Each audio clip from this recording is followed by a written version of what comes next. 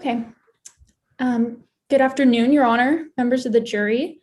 My name is Katie Dolan, and today I will be conducting the direct examination of Detective Jordan Markowitz, the cross-examination of Professor Blake Van Owen, and presenting the closing argument on behalf of the prosecution. Good afternoon. My name is Mallory Hobson. Today I will be giving the opening statement, the direct examination of Kyle Kuzak, and the cross-examination of Avery Becker. Good afternoon, Your Honor. My name is Remy Peck, and today I will be delivering the direct examination of Alex Cifuentes and the cross-examination of Taylor Perkins. And may our witnesses introduce themselves? You may. Good afternoon, Your Honor, members of the jury, opposing counsel. My name is Stuart Terry, and I am Detective Jordan Markowitz. Good afternoon, Your Honor, members of the jury and opposing counsel. My name is Claire Van Kempen, and I am Kyle Kuzak. Good afternoon, Your Honor. My name is Emmy Munn, and I am Alex Cifuentes. Thank you. And for the defense?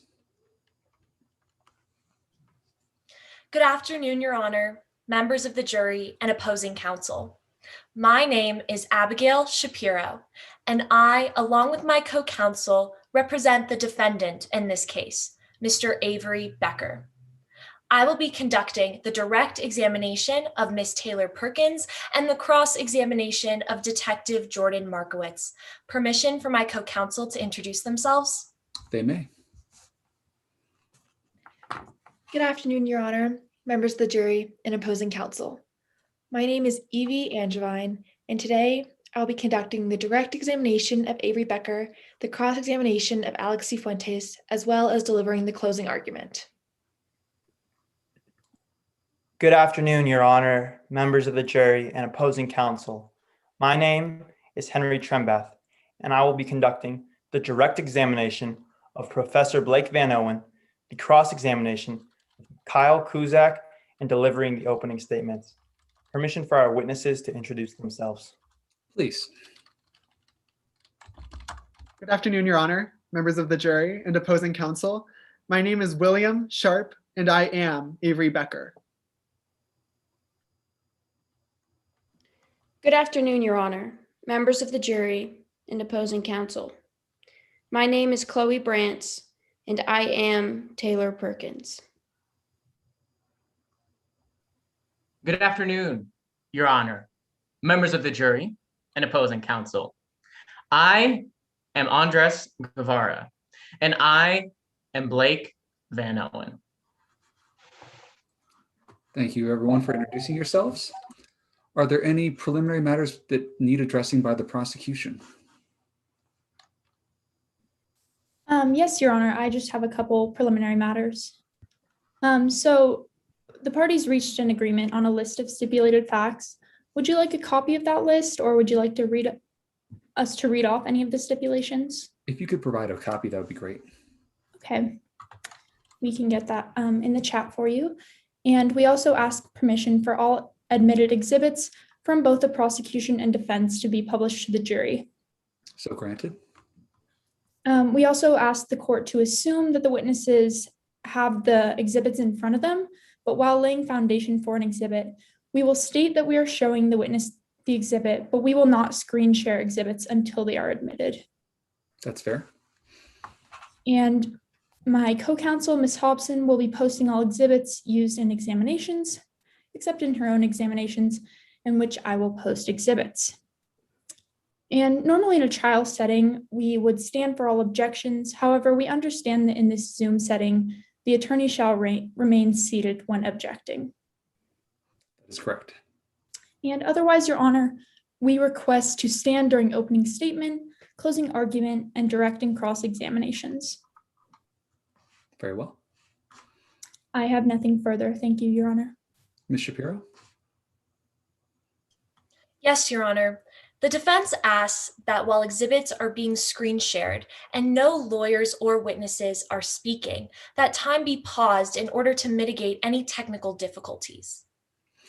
I'm actually going to deny that. The timer will remain running. If there are extreme technical difficulties, we actually had someone's internet drop yesterday, then we will address that and we will pause. But otherwise, I do want to keep the train moving.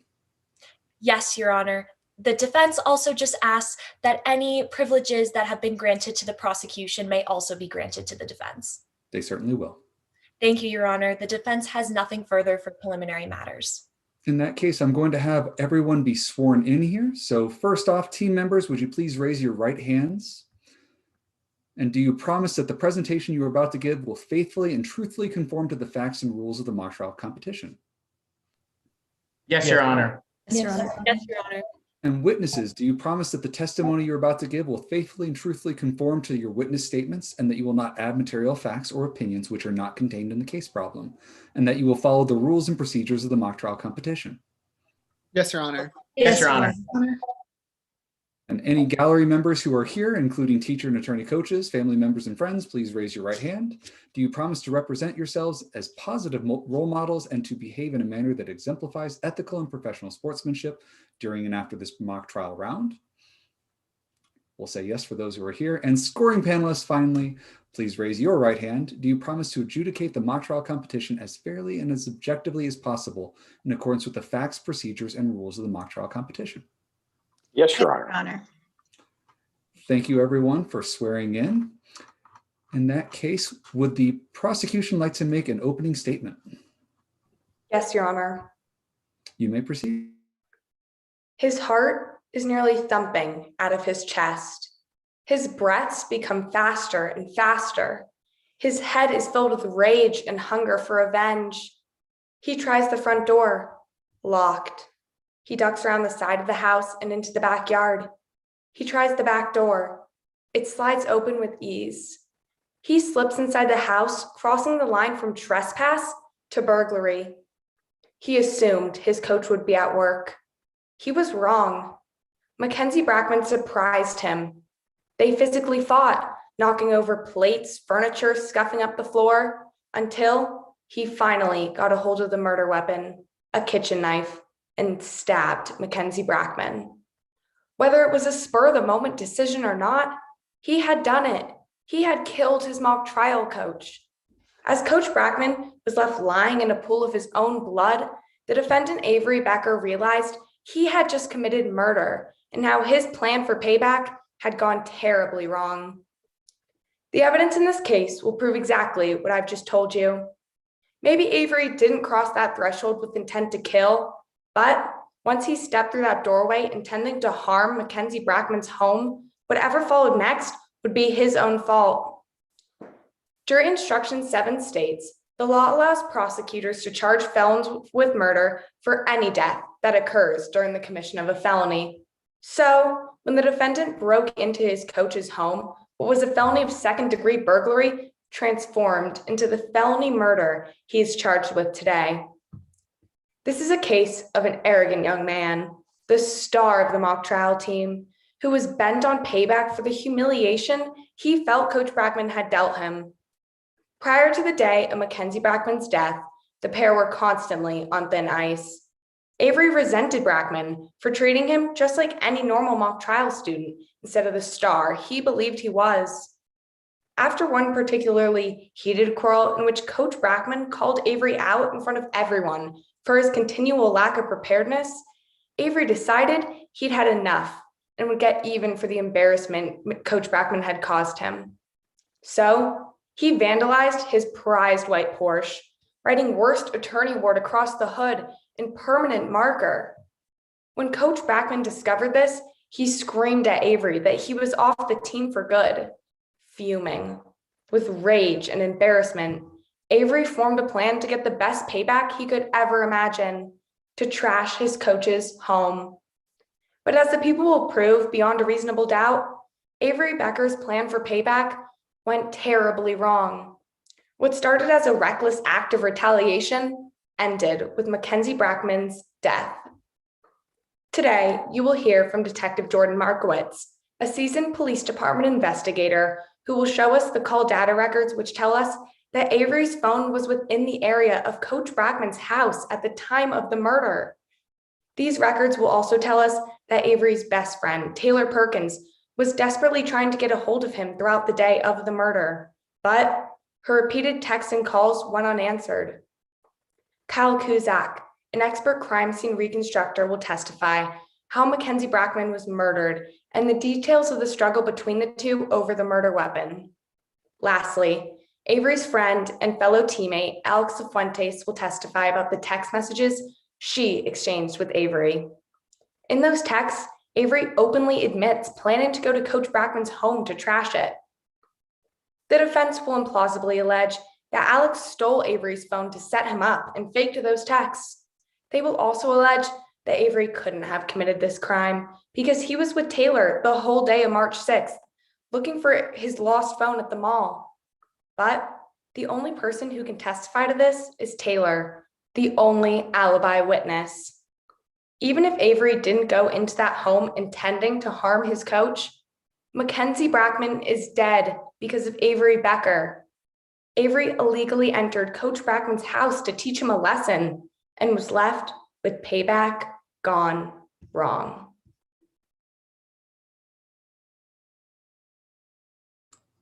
Would the defense like to make an opening statement? Yes, Your Honor. You may proceed. Thank you. Unfortunately, we will never know who really killed Coach Brackman. And the reason is because of a fatally flawed police investigation. An investigation that failed to gather critical evidence, that failed to investigate the real suspects. And because of that, the real murderer is still on the loose. Now, this case is a puzzle, and the prosecution is ignoring some of the pieces. But members of the jury, the defense will direct your attention to all of the pieces, and you will see that this picture is one of Avery Becker's innocence. Because the prosecution is trying to prove that a high school mock trial student, Avery Becker, would burglarize their coach's house and in the process murder him as a result of a petty verbal argument. The prosecution will not be able to prove that beyond any reasonable doubt. Yes, Avery and Brackman had their differences in the past. Avery had overreacted in past situations, but making dumb decisions is a thing that many teenagers do. However, the jump from a petty disagreement to a home invasion and murder is absurd. Avery wanted to heal his relationship with Brackman, and he wanted to get back on the team. And it is impossible that Avery was even at Brackman's house on March 6th because he was with Taylor Perkins the entire day. Taylor, a fellow mock trial student, will tell you that Avery picked her up first thing in the morning, and they spent the whole day looking for Avery's lost phone. Taylor was even with Avery when they found out about Brackman's death, and Avery Becker will tell you the exact same story. So the prosecution's theory only works if you believe that both Avery Becker and Taylor Perkins are blatantly lying. And the two so-called pieces of evidence that the prosecution relies on to place Avery at the scene are suspicious text message screenshots and misleading cell tower data, both of which are far from conclusive. First, Detective Markowitz based his investigation almost exclusively on these suspicious text messages from Alex Cifuentes that he claims are from Avery Becker. But Alex and Avery were not close friends. They weren't even friends at all. Alex was jealous of Avery's stardom on the team. And it's a little weird that Avery would confess incriminating plans to a random acquaintance. It doesn't add up. And given the importance of these messages, the prosecution could have and should have actually downloaded them rather than relying on these screenshots. However, they didn't. And due to that, it is hard to reach any other conclusion than these messages are a little suspicious. Secondly, the prosecution relied on cell tower data, Avery's cell phone data. Detective Markowitz will claim that this is proof Avery's phone was in a 6-mile radius of Brackman's house, which is pretty generous. But Professor Van Owen will show you a glaring flaw with that conclusion. Cell phones don't always connect to the nearest tower. If one tower is busy, the phone will connect to another one a mile away. It's as simple as that. And even if cell towers did track phones' exact location, it wouldn't be tracking Avery because he lost his phone the day before. And the police not only failed to investigate any other suspect, but they failed to investigate the more likely suspect, an obvious one, Blair Rollins. Blair's father was sentenced to life in prison after poor representation from Mr. Brackman, and he threatened his life. Blair was not in school the day of the murder. Blair matches the build of the intruder in the video, and coincidentally, Blair has disappeared since. In addition, Markowitz failed to look into Brackman's home or work life. He assumed that this murder had something to do with a high school club. And finally, Kyle Kuzak will describe to you what supposedly happened on March 6th. They'll tell you they found evidence of a break-in and murder, which no one denies. But she didn't find any physical evidence that Avery Becker was the perpetrator. No DNA, no hair strands, no blood, no videos of Avery's face. Nothing. She came to the conclusion it was Avery Becker without any. And she will tell you today that she wished she had more physical evidence.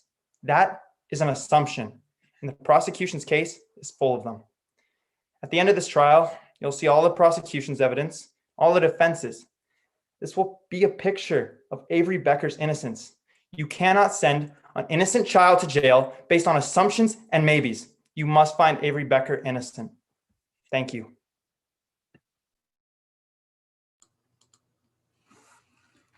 All right, the prosecution may call their first witness. Your Honor, the prosecution would like to call Detective Jordan Markowitz to the stand. Good afternoon, Detective Markowitz. Please recall that you are still under oath and you may proceed. Could you please state your name for the record? Good afternoon. My name is Detective Jordan Markowitz. Detective Markowitz, why are you here today? I'm here today to testify as an expert witness in the investigation of the murder of Mackenzie Brackman. What do you do for a living? I'm a homicide detective with the Denver Police Department. How long have you been working for the Denver Police Department? I've been with the Denver Police Department for roughly 13 years, and I've been a detective for 7 of those years. As a detective, do you have any specialized training? Yes. I have a cell phone technology and a forensic data recovery certification from the American Academy of Law Enforcement. What did you learn during the training to receive this certification? I learned how to obtain and interpret cell phone data, including cell tower records, and how to use forensic software to download information from a cell phone. Do you use this information to form your expert opinions in court cases? Yes. I have downloaded the contents of hundreds of cell phones. I have also obtained and interpreted cell tower data in over 50 cases. Your Honor, at this time, I move for the admission of Detective Markowitz as an expert in the fields of cell phone technology, forensic data recovery, and police investigation. Any objection? The defense has no objection, Your Honor. The witness is so admitted. As the lead detective, what were your responsibilities in this case? On Friday, March 6, 2020, a passing motorist saw Mackenzie Brackman's body on the porch. Officers secured the crime scene, and then I responded around 2:20 p.m. Your Honor, let the record reflect that I am sharing a copy of Exhibit 1 with opposing counsel. Permission to show Exhibit 1 to the witness? Granted. Detective Markowitz, do you recognize this photograph? Yes, this is the victim, Mackenzie Brackman. How do you know this was Mackenzie Brackman? I saw Brackman's ID. Brackman was a criminal defense attorney. I investigated several homicides that Brackman later defended. Is this a fair and accurate depiction of Brackman as you saw his body at the crime scene? Yes, it is. Your Honor, at this time, I move for the admission of Exhibit 1. Any objection? No objection, Your Honor. So admitted. Permission to publish Exhibit 1 to the jury through my co-counsel sharing their screen? As we discussed earlier, there is a standing order allowing you to publish any exhibit that you wish that has been admitted. What did you observe when you first arrived at the scene of the crime? I instantly saw Brackman's body, face down and in a pool of blood. I also saw a large knife just past Brackman's body. It was obvious that he had been stabbed. Did you observe anything else on the front porch? I noticed a Ring doorbell. Then I walked around the house and spotted 2 more cameras aimed at the gate to the backyard and the back door. Once you went inside the house, what did you observe? The residence was slightly in disarray, but I couldn't tell if this was the result of a struggle or just the normal state of the house. Your Honor, let the record reflect that I am sharing copies of Exhibits 7 through 9 with opposing counsel. Permission to show Exhibits 7 through 9 to the witness. Granted. Do you recognize these pictures? Yes, these are pictures of the evidence from inside the house. Do these pictures depict a fair and accurate representation of the evidence as it appeared at the time that you saw them and they were photographed? They do. Your Honor, at this time, I move for the admission of Exhibits 7 through 9. Objections? No objection, Your Honor. So admitted. Now, what do these pictures show? I observed a partially open kitchen drawer that contained several knives, a knife block on the counter that had a large empty slot, and a broken plate. What did you do next in your investigation? I downloaded the information from Brackman's phone, obtained account data and passwords for his Ring account, and then logged into his account. What were you able to obtain from his Ring account? I obtained the 4 videos that captured the intruder. Your Honor, let the record reflect that I am sharing copies of Exhibits 10 through 13 with opposing counsel and the witness. Do you recognize these exhibits? Yes, these are the videos that I obtained from Brackman's Ring account.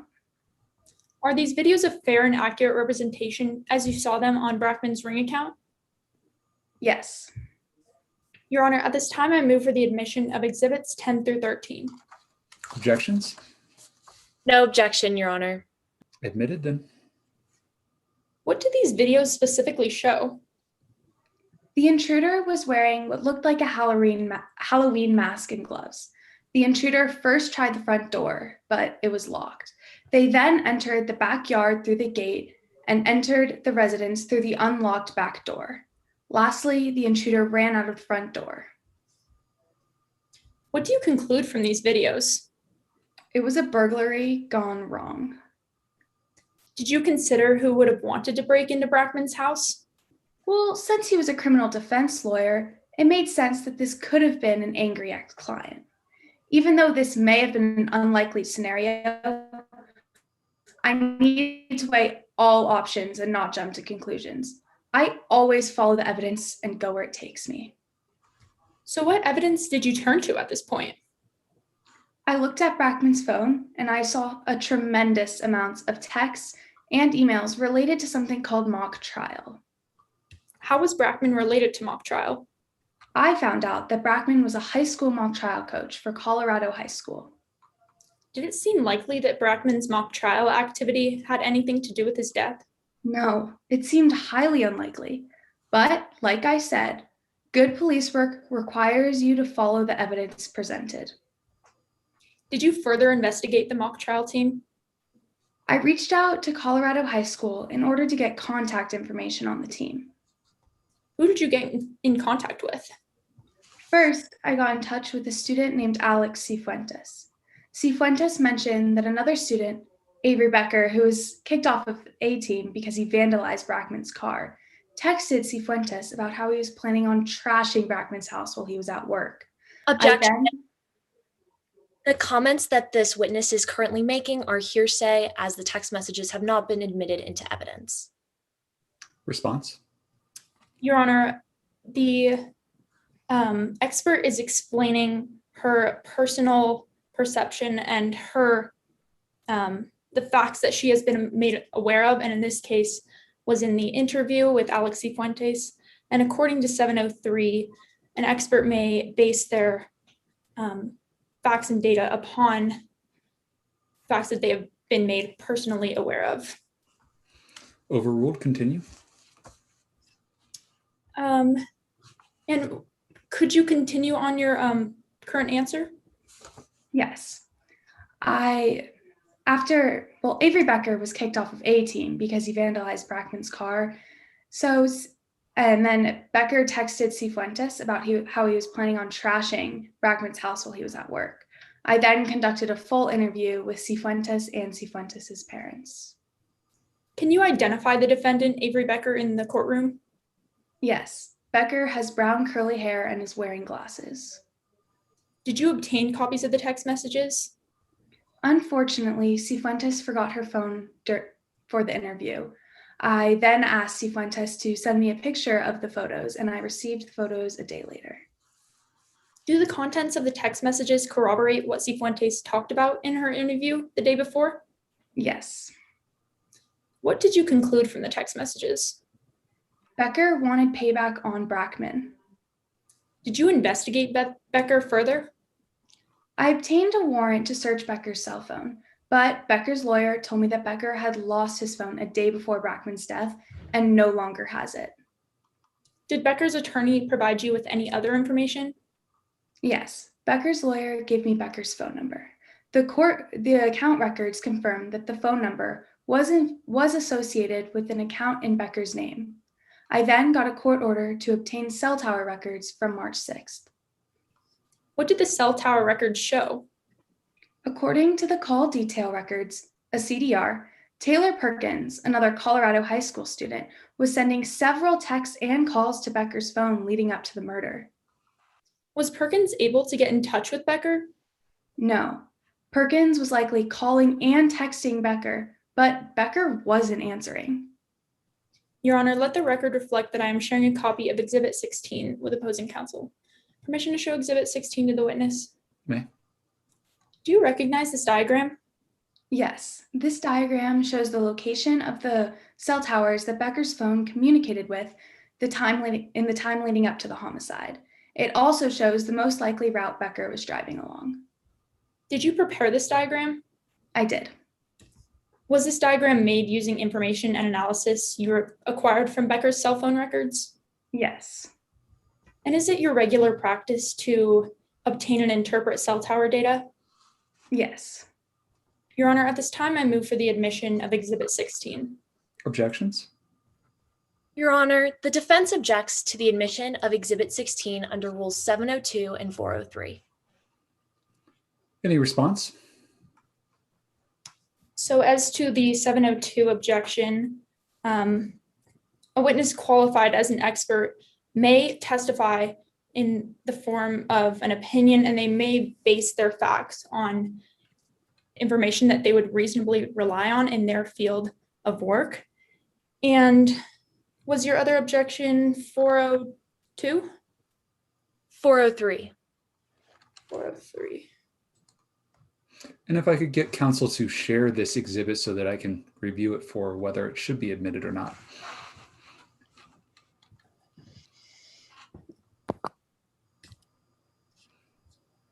And are you referring to 403 as in, sorry, what are you referring to 403 in? Ms. Shapiro, if you could clarify your objection on 403, please. Yes. As to my 403 objection, any probative value from this evidence is substantially outweighed by the danger of unfair prejudice. An expert testimony has particular weight with the jury. Therefore, it would dangerously mislead the jury for this witness to opine on a topic that strays from their expert qualification. The defense has no objection to the CDR data itself. The defense objects to the drawn-in line that speculates on the specific route. Ms. Dahlin? Yes, Your Honor. The route is not being offered for the truth of the matter asserted, but rather to help the jury and give context for Detective Markowitz's investigation and her process that she uses to investigate this type of data. I want to sustain the objection. I do find that route line is substantially prejudicial to the case, especially without any evidence as to why it should be coming in. Your Honor, since the Exhibit 15 shows the same cell tower records, but instead without the route, may I move for the admission of Exhibit 15? Ms. Shapiro, are there any objections to Exhibit 15? The defense has no objections to Exhibit 15, Your Honor. All right, so 15 is then admitted. What does this diagram show? It shows where Becker's phone was when he received a text or call before the murder. What texts and calls did you show on the diagram? Becker received a text from Perkins through the cell tower that covers Becker's house. Perkins sent another text and the location showed Becker driving to Brackman's house. The last call and text came from the cell tower by Brackman's house. All activity on Becker's phone stopped roughly 3 minutes after the last text from Perkins. What do you conclude happened to Becker's phone? I conclude Becker's phone was turned off completely after the murder and likely destroyed and disposed of. Objection, speculation. Response? Since the expert is qualified to opine on cell phone data and technology, she bases this conclusion upon facts that she would normally rely on. Yes. Ms. Shapiro, would you like to respond to that? Yes, Your Honor.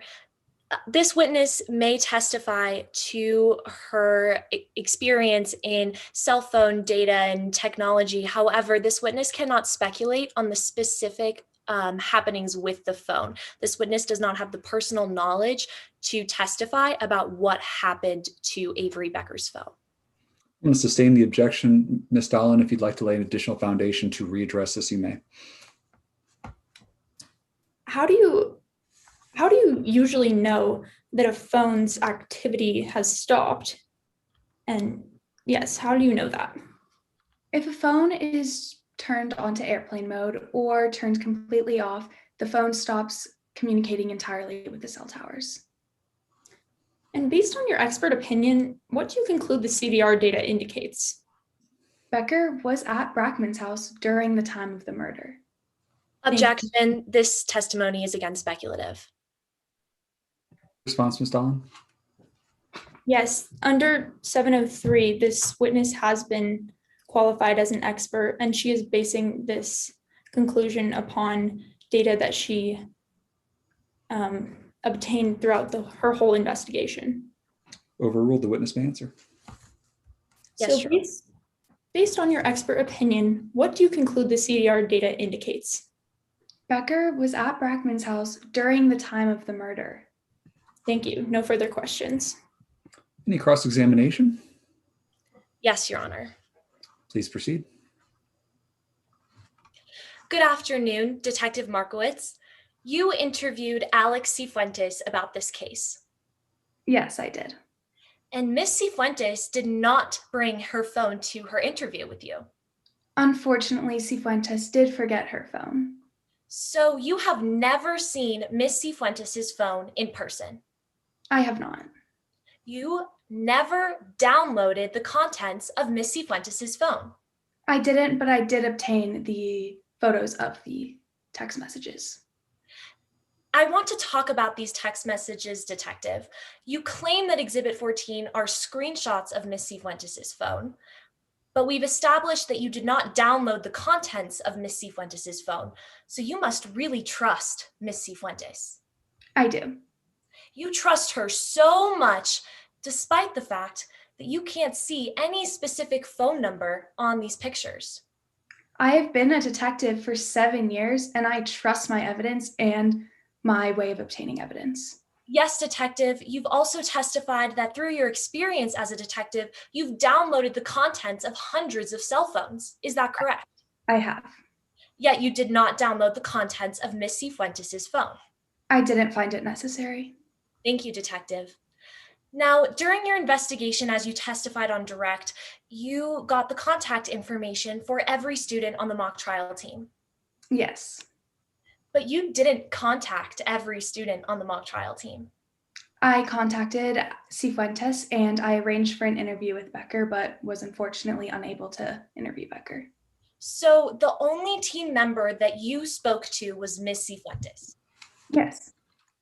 Now, Detective, changing topics a little bit, would you agree that preserving evidence in an investigation is extremely important so that the jury can make a fair ruling? Yes. And as the lead detective of this case, it is your responsibility to bring in accurate information to this trial. Yes. I would like to talk about the evidence that was not preserved. I now ask that Exhibit 1 be screen shared for the witness. It has already been admitted into evidence.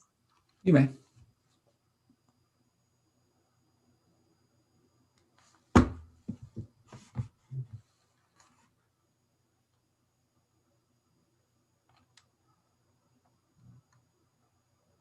Now, Detective, I would like for you to direct your attention to Mr. Brackman's right arm. It is bent and his hand is located above his head as so. Would you agree? Yes. Now, is Exhibit 4, I believe you have a copy of it in front of you, is that a fair and accurate representation of one of the other pictures that you took at the crime scene? Yes. The defense now moves to enter Exhibit 4 into evidence. Objections? Objection, relevance. Response? Yes, Your Honor. It is the defense's theory of the case that the investigation led by Detective Markowitz had some major flaws that would make the conviction of Avery Becker very improper. Therefore, I am attempting to juxtapose Exhibit 1 and Exhibit 4 to show a major discrepancy. Would you please share Exhibit 4 so I can take a look at it?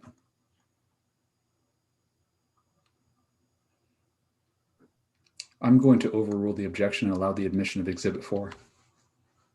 Thank you, Your Honor. Now, Detective, in Exhibit 4, Mr. Brackman's hand is located as so. Would you agree? Yes, it is.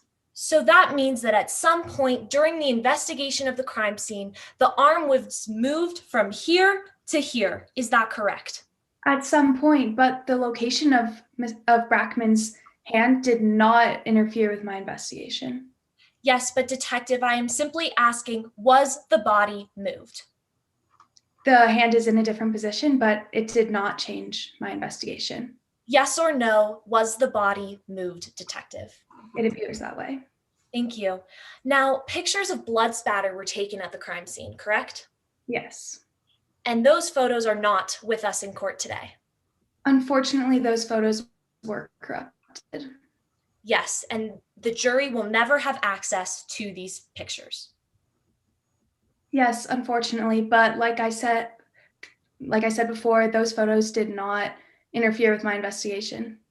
Thank you, Detective.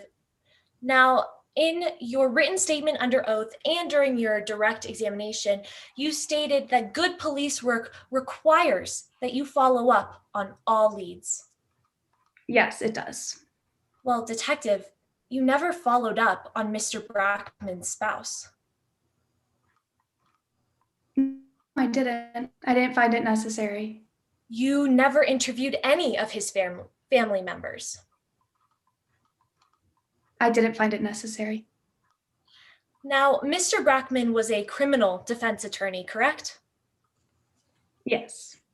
So that means that Mr. Brackman's clients were criminal defendants? Yes. And sometimes criminal defendants are sent to jail? Yes. Despite that, you never investigated any of Mr. Brackman's prior clients or their families. My first instinct was that this could have been an angry ex-client, but like I said, I followed the evidence presented and none of the evidence led to an ex-client. Detective Markowitz, did you ever interview any of Mr. Brackman's ex-clients or their families? No, I didn't need to. Did you ever investigate Blair Rollins? Objection, lack of foundation. Response? Your Honor, I believe that this witness can testify to who they investigated during this investigation as they are the lead detective. Overruled. Please continue. Thank you, Your Honor. Now, Detective, yes or no, did you investigate Blair Rollins? My evidence led me to my conclusion that Blair Rollins was not the killer. Thank you, Detective, but that was not my question. Yes or no, did you investigate Blair Rollins? No. In fact, Detective, after you met with Miss Cifuentes, you didn't investigate any other suspects other than Avery Becker. I followed the evidence presented and I didn't need to. Thank you, Detective. So no. Yes or no, did you investigate any other suspects? No, I didn't need to. Thank you, Detective. Thank you, Your Honor. I have no further questions at this time. Ms. Dahlin, any redirect? Yes, Your Honor. Based upon all the facts and your training, what is your expert conclusion in this case? It is my expert opinion that Avery Becker killed Mackenzie Brackman. Thank you. No further questions. This witness is excused. The prosecution may call their next witness. Your Honor, we call Kyle Kuzak to the stand.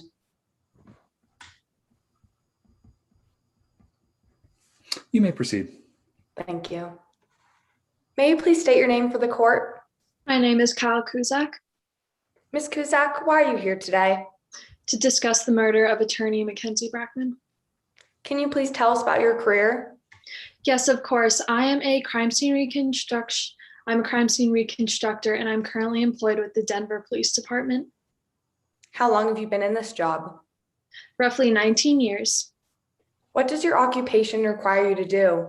I investigate complex crime scenes by conducting comprehensive and thorough investigations, and I do this with all different types of crime scenes. Can you explain the standard procedure you conduct?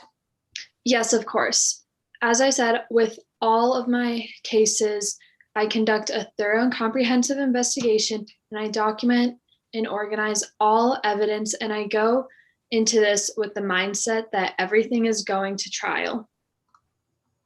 Can you explain the 5 steps you referred to in your witness statement?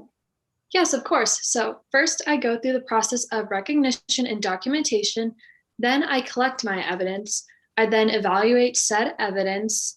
Then for my 4th step, I formulate and test my hypothesis. And finally, I reconstruct the crime scene. Your Honor, at this time, I tender Ms. Kuzak as an expert witness in crime scene reconstruction and investigation. Any objections? No objections, Your Honor. The witness is so admitted. Thank you. Your Honor, I'm sharing with my opposing counsel what has been marked as Exhibit 17. Permission to share with my witness? You always may share with your witness. Thank you. Can you tell me what this is? Yes, this is a copy of my witness and evidence tracking sheet and flowchart. Did you prepare this document? Yes, I did. Was this document made near the time of Mr. Brackman's murder? Yes, it was. Was this document made using information and analysis you acquired in your reconstruction of the crime scene? Yes. Is it your regular practice to make a document like these? Yes, I do this with all my cases. Your Honor, we move for the admission of Exhibit 17 into evidence. Objections? No objections, Your Honor. Exhibit 17 is admitted. Thank you. Can you elaborate on your witness tracking sheet and flowchart? Yeah, so it summarizes the main points of information from all the witnesses and suspects' testimonies, and then I identified related segments and sort them into groups, showing key physical and chronological relationships. Did you visit the crime scene? Yes, I did. And after visiting the crime scene and reviewing the evidence, did you draw any expert conclusions? I believe I did. So a person with this similar build and height as the defendant entered Mr. Brackman's porch and continued onto the south side of his residence, where they were caught on a security camera and then entered the home using the back door. Where in the house did you investigate? Everywhere, but I made most of my discoveries in the back of the house. What were these discoveries? There were scuff marks on the kitchen floor near the back door, which suggest a sign of a struggle. And then there was Relevance. Response? Your Honor, this witness is laying foundation for the standard procedures she conducted while investigating throughout the home and the conclusions she drew. Response, Your Honor. Briefly. Yes. These scuff marks cannot be dated, so they cannot be relevant to this case. Overruled. You're free to address this on cross. Ms. Kuzak, would you like me to move on or restate the question? May you restate the question? Yes. What were these discoveries? So there were scuff marks on the kitchen floor near the back door, which suggest there was a sort of struggle between the victim and the intruder. And then there was also a broken plate, which supports this theory of a struggle. Did you notice anything else while investigating throughout the home? Yes, the knife the victim was stabbed with was different than the knives in the knife block. Your Honor, I'm sharing with my opposing counsel what has been marked and previously admitted as Exhibits 7 and 8. Are these the photos that helped you draw conclusions of the murder weapon? Yes, they are. What were these differences you previously mentioned? Well, the knife the victim was stabbed with was from a Chicago cutlery chef set, whereas the knives in the block were from a J. Henkel set. What expert conclusions did you draw from these? I believe that the victim looked for a weapon to use in defense within the knife drawer, but eventually took the larger chef's knife from the block. Now I would like to talk to you about the autopsy report. Your Honor, I'm sharing with my opposing counsel what has been marked as Exhibit 19. Ms. Kuzak, can you tell me what this is? Yes, this is the official autopsy report of Mackenzie Brackman. Is this an accurate copy of the same report you received while conducting your investigation? Yes, it is. Your Honor, I move to admit Exhibit 19 into evidence. Objections? No objections, Your Honor. Exhibit 19 is admitted. In your expert opinion, what did you conclude from this report? The victim was stabbed only once in his shoulder blade, and they were not engaged for a long period before he was fatally stabbed. What is the final conclusion you drew from this report? It seems as if the victim it seems that after the victim approached the intruder, they fought over the knife, which led to the signs of a struggle like scuff marks and a broken plate. What do you believe about the victim's awareness of the intruder at the time? Well, for Mr. Brackman to be stabbed in the back, he would have needed to be surprised or unaware of the intruder in his house, and I don't think this was possible given the circumstances. Can you elaborate on these circumstances? Sure. So with the door opening, the ring alerts, the victim was surely aware of the intruder, and the theory that the victim was stabbed at the kitchen table does not explain the scuff marks near the back door, the broken plate, the open knife drawer, or the empty knife or the empty slot in the knife block. Finally, in your expert opinion, what do you believe happened in this case? In my expert opinion, I believe that this was an attempted home invasion gone wrong that led to the death and murder of Mackenzie Brackman. I'm sorry, counsel, what was that objection? Objection 704B. Response? Your Honor, this does not go to the defendant's mental state. Nowhere in this examination did Ms. Kuzak mention who she believes the intruder was. She was just giving her, what she believes were the intruder's actions, which she's been qualified to give under Rule 703. Response, Your Honor. Please. Yes, pursuant to Rule 704B, an expert cannot testify to the mental state of the defendant, and it is the prosecution's theory of the case that Avery Becker was the intruder. So Ms. Kuzak cannot say that the intruder intended to burglarize the home and then it turned into a murder. I'm going to overrule it. You are welcome to address this on cross. Thank you, Your Honor. Ms. Kuzak, would you like me to restate the question? Yes, please. Finally, in your expert opinion, what did you believe happened in this case? In my expert opinion, I believe that this was an attempted home invasion that went bad and resulted in a fatal wound that led to the death of Mackenzie Brackman. Thank you, Ms. Kuzak. I have no further questions. Cross-examination? Yes, Your Honor. Please continue. Ms. Kuzak, you don't make assumptions in your work, right? No, I do not. I only follow my evidence. Yeah. You use evidence to come to your conclusions. Yes, right? all the time. You'd agree that a conclusion without evidence is an assumption. Yes, that is what it is.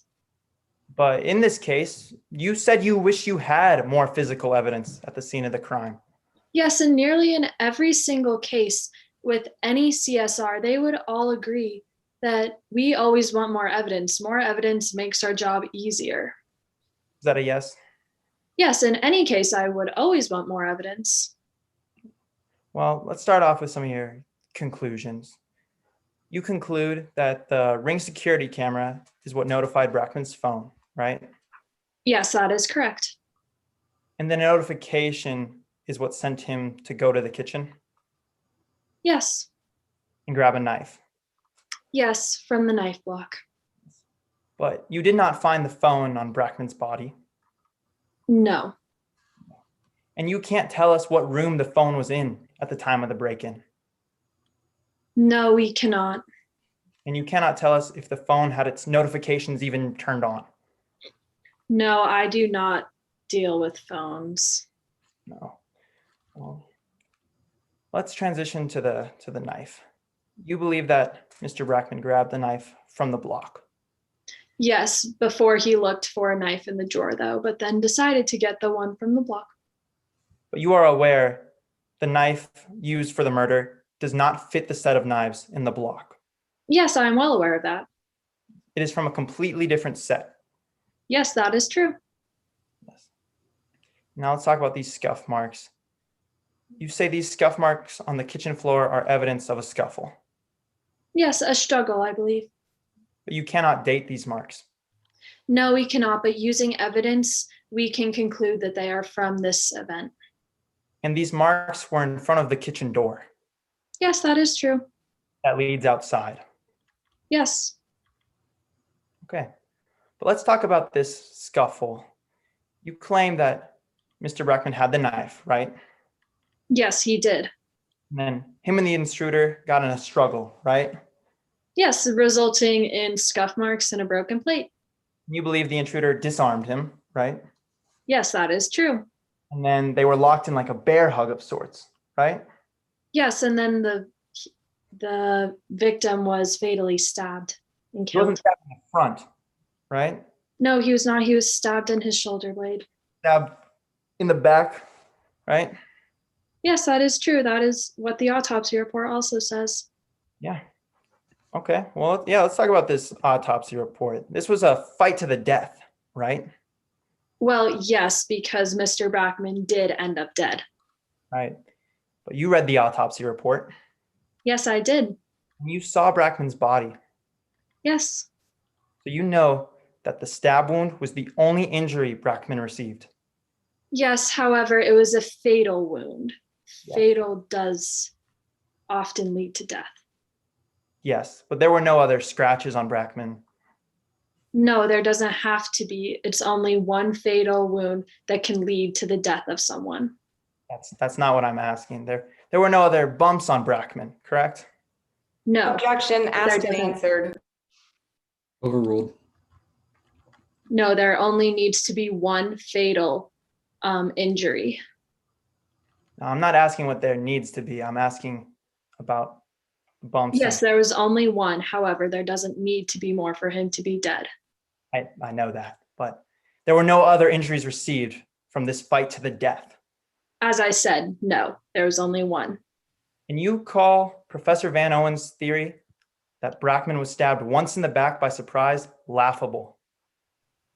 Yes, but his theory is more than being stabbed once in the back. But your theory of getting stabbed in the back through a bear hug with no injuries is not laughable. No, it is not, because that is what my evidence supports. Yeah. Well, let's move on. Let's talk about some of the evidence that you found or that you didn't find. You didn't find any DNA of Avery Becker on the scene. No, there's no biological evidence, and we could not do fingerprints. There were no fingerprints of Avery Becker. No, the defendant was wearing, sorry, not the defendant. Well, likely the defendant was wearing gloves. And there were no hair strands of Avery Becker found on the scene. No, there's no biological or DNA evidence.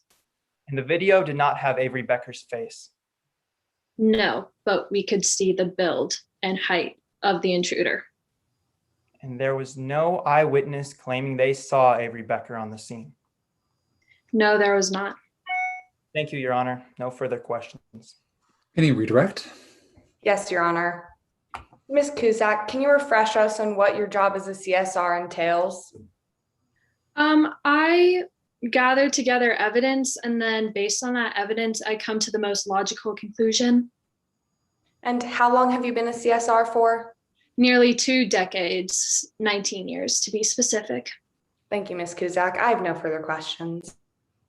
This witness may be excused. The prosecution can call their next witness. Prosecution would like to call out Cifuentes. You may proceed. Could you please introduce yourself to the jury? Absolutely. My name is Alex Fuentes, and I go to Colorado High School. Are you a member of the mock trial team? Yes, I am. And who is on your team? Avery Becker, along with Taylor Perkins. And who is your coach? Mackenzie Brackman. Could you describe your experience with him as your coach? Yeah, I really enjoyed having Brackman as a coach. He knew the legal system very well, and it was quite enjoyable. And what is your relationship with the defendant, Avery Becker? Avery and I have been good friends for a while. She actually convinced me to do mock trial, but high school's pretty busy, so I really only see her at mock trial practice. How are Avery's mock trial skills? Impeccable. Although he was sometimes unprepared, Avery was able to get up on the stand and everything he says just sounds 100% believable. It's incredible, really. But sometimes that unpreparedness caused a bit of anxiety for the team. Could you describe that anxiety you observed? Yeah, from my observations, I think our teammates really had an idea of mock trial being a team effort. So by Avery not being prepared, he wasn't really contributing to that, but we got over it. Did you and Avery have any conflict? I mean, a little, but not a lot. I think, honestly, I was just jealous that Avery was so naturally incredible at mock trial, and that's not his fault, he just is. What did you observe the team's response was when Avery came to practice unprepared? Well, like I said, we saw mock trial as a team effort, so we were all irked a little, but we got over it. Did you observe any conflict between Avery and Mr. Brackman? Yes, they argued quite often, actually. Avery really enjoyed improvising, whereas Brackman was by the books, so that's where conflict arose. Was there a point when things were especially bad between Avery and Mr. Brackman? Yes, this one practice when Avery was late yet again, sort of like the tip of the iceberg for Mr. Brackman. And after that, Avery was demoted to B team. Then Taylor quit and Avery had to get put back on A team. It was a whole mess. Do any other instances of conflict between Brackman and Avery stand out to you? Yes, we went to regionals. Avery did spectacularly, by the way. But the practice afterwards, the tension was very high between Brackman and Avery. What do you mean by tension? Well, they got into a full-blown argument, and Avery ended up vandalizing Brackman's car, and then she was kicked off the team. Did that affect you at all? I mean, yeah, he was permanently kicked off the team. I mean, off for good. And although I was excited for the new opportunity, higher position, so to speak, we had a better chance of winning when Avery was on our team. Did Avery make an effort to get back on the team this time? Yes, he actually texted me. So you and Avery texted back and forth that day? Yes. And what did you learn from the text messages? I basically learned that Avery had a plan to break into Brackman's house while he was gone. I was astonished. Objection hearsay, Your Honor. Response? Your Honor, the witness is just testifying as to what she learned from them. She's not testifying as to what the text messages said or anything in the exhibit. It was just her observations and her view on the text messages. Ms. Angevine? Your Honor, I believe the witness did just state what the text messages said, so that would be the contents and would be hearsay. At this point, I'm going to sustain the objection. You're free to lay some foundation. Your Honor, I'm showing opposing counsel and the witness what has been previously marked as Exhibit 14. And Ms. Fuentes, could you please identify Exhibit 14 for the jury? Absolutely. These are the text messages between Avery Becker and I. Were these texts exchanged between you and Avery from your personal phone? Yes, they were. And are these the texts that you gave to Detective Markowitz? Yes. Is this an accurate representation of the text between you and Avery? Yes, 100%. Your Honor, I move to admit Exhibit 14 into evidence. Objections? Your Honor, I would object on hearsay and that under Rule 1002, an original of these text messages is needed, and these are a photo of the text messages. Response, Ms. Peck?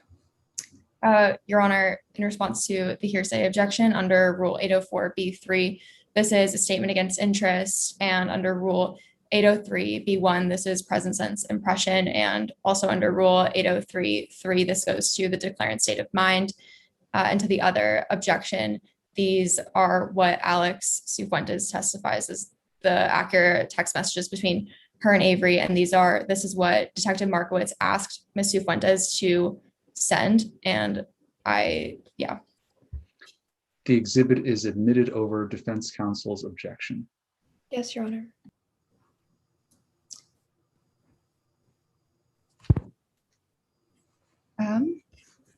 Are these screenshots from your phone? Yes, they are. Is this your text exchange with Avery? Yes, it is. And what did the text say? Well, Avery was trying to get back on the team, as I said. And that last entry at the bottom, that's what really blew me away. I mean, it's where she stated her plans of breaking into Brackman's. Look where we are now. So why didn't you just show them your phone? Well, I completely clumsily left my phone at home. Such a stupid mistake. I was in such a rush to get down to the police station that I left it on the charger. But I offered to bring my phone back, and the detective said that screenshots were perfectly fine. Had anyone else seen these screenshots? Yes, I believe some investigator did, because that's when they came to my house and I started being accused of faking the text messages that I was sending to Avery, which is absolutely ridiculous. I would never do that to a good friend. And on top of that, I was being accused of stealing the phone and giving it to some kid named Blair Rollins. What was your relationship with Blair Rollins? I barely know Blair Rollins, and I know some are saying that I stole the phone and gave it to Blair, but I barely know the kid. And even more so, Blair wasn't on the mock trial team. So more, I don't know the kid. And are you still friends with the defendant, Avery? You know, it's sad because we used to be really good friends, but due to these circumstances, it's made it really difficult. And based on what she said to me, based on what she did to the car, she killed him. Thank you, Ms. Cifuentes. No further questions. Cross-examination. Yes, Your Honor. Good evening, Ms. Cifuentes. I would like to start by discussing Avery Becker's performance on mock trial. Okay. Avery Becker won awards, is that correct? Yes, she was impeccable. And you did not? Not as often, no. You thought that you deserved to win? Sure, I like to be prideful. That it was even a slap in the face that Avery would win over you? Yeah, he was just naturally better. So that's a yes. Yes. Now let's discuss how you got involved with this investigation. Detective Markowitz called you. That's correct. You claim that your phone contained very important text that you knew you wanted to discuss with him. Yes. So you plugged your phone in. Yes. In order for it to be fully charged at the police station. That's correct, yes. Then you got in your car. Mm-hmm. And you drove down to the station. Yes, I was in quite a rush, as I said. And you're claiming that you didn't check for your phone one time during that drive. I tend to be quite clumsy. It was a stupid mistake in the rush that I was in. So that's a yes. Yes. And only when you arrived at the station did you realize you had left your phone at home. That's correct, yes. And now on these screenshots, we can't see what time those text messages were sent. I'm so sorry, my internet broke up. Could you repeat your question? Yes, sorry. Looking at the screenshots, we cannot see what time the messages were sent. I believe you cannot know. Now let's discuss who you cooperated with in this investigation. When Detective Markowitz asked to speak with you, you were willing to talk to him. Of course. And then Professor Van Owen came to see you. Mm-hmm. He wanted to ask you a few questions. Yes, and accuse me, apparently. You knew that he might record your statement. Yes, I suspected it. Possibly write it down. Sure, some sort of recordation, I would assume. And you wouldn't answer any of his questions. No. Because you said that he was looking for something to impeach you with. I felt a bit attacked, if that's what you're asking. In your statement, you said that you thought he was looking for something to impeach you with. Is that correct? Yes, that's correct. And you know what impeachment is from mock trial. Sure. Impeachment is when a witness is caught changing their story. Mm-hmm. Now, moving to the Fry Shack, you saw Avery and Taylor there the night before Mr. Brackman died. Yes, I did. You asked to play on Avery Becker's phone. Yes, I believe so. You had your own phone. Yes. You wanted to do something on Avery's phone. Yeah, I think friends play games on each other's phones all the time. So that's a yes. Yes. While you were playing a game on his phone, the phone was unlocked. I believe so, yes. And you've heard that Avery Becker is claiming to have lost his phone. Yes, I do believe that's. But you don't believe that. No. Because you know that a teen would never go anywhere without their phone, right? I mean, I don't know how Avery keeps track of his phone, but I would believe that he likes it. And now, moving to these texts, the text stated a plan to trash Mr. Brackman's house. Yes. And you were worried when you received these texts. Sure, who wouldn't be? The moment you received these texts, you didn't tell your parents. I think I was probably a bit flustered that somebody was planning to damage my coach's home. So that's a no. No. You didn't pick up the phone and call Avery and figure out what was going on? Like I said, I was a bit flustered. I think anybody would be, yes. You didn't tell the police? Not at that moment, no. You didn't text Mr. Brackman and say someone might be breaking into your house tonight? I was flustered. I mean, she had plans to break into somebody's home. Right, and you didn't tell Mr. Brackman that, correct? No, I think I probably wanted to get a little more of the story before I made any assumptions. But you didn't call Avery Becker to get more of the story?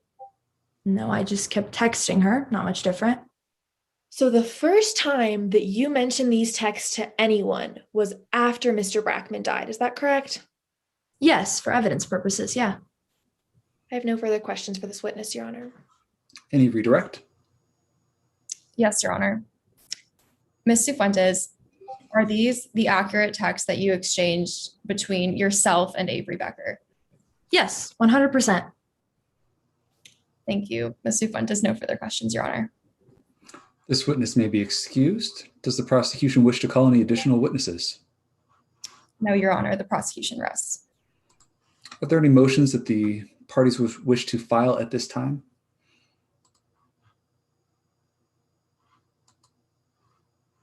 In that case, we will ask the defense to call their first witness. Defense calls Avery Becker to the stand. Good afternoon. Please introduce yourself to the jury. Good evening. My name is Avery Becker. I use he, him, his pronouns, and I am a graduate of Colorado High School, or CHS. Now, Mr. Becker, how did you know Mr. Brackman? Well, I originally joined mock trial just to have something to do after school, you know, and I actually got my best friend to do it with me too, and Coach Brackman was the coach there. Did you like mock trial? I mean, mock trial was my life in high school. I guess you could say I'm a little bit of an oddball, and I wasn't really good at anything else in high school, but mock trial was really where I shone through. You had mentioned that you got your best friend to join with you. Can you tell us more about that? I mean, Taylor Perkins is my best friend in the entire world. She did mock trial because of me. She really didn't have any interest, but since it was an excuse to hang out together, we did it. And even if we're not doing mock trial, we're always together. Were you guys together on March 6th? Yeah, we were. That day started like any other day. And then I realized I couldn't find my phone, which was really weird because I usually always have it. So when Taylor came over, we decided to skip school and go retrace our steps at the mall and the Fry Shack to see if we had left it there. Why were you at the Fry Shack? Well, the night before, we had gotten a little bit hungry, Taylor and I, so we decided to go to the Fry Shack to get some food. But the second we got there, we realized that the entire mock trial team was there, which was just so humiliating. And I just wanted to get out of there as quickly as I could, which is probably where I left my phone. Who on the mock trial team was there? Alex Cifuentes, most notably. How do you know Alex? I really only know Alex because of mock trial. We're not close. We've never really been close. I guess she pretends that we're friends. I don't really know why. She's always seemed to be really obsessed with competing with me. And I do mock trial because I love it. And it's something that I'm passionate about. I think she does it because she feels the need to prove something. Now, moving to your relationship with Mr. Brackman, can you tell us a little bit more about that? To be honest, it was always a little bit strained. He was always picking on me for my work, always saying that I wasn't working hard enough, but I just like to improvise, it's just where I shine. Did he ever do anything to affect your performance at mock trial?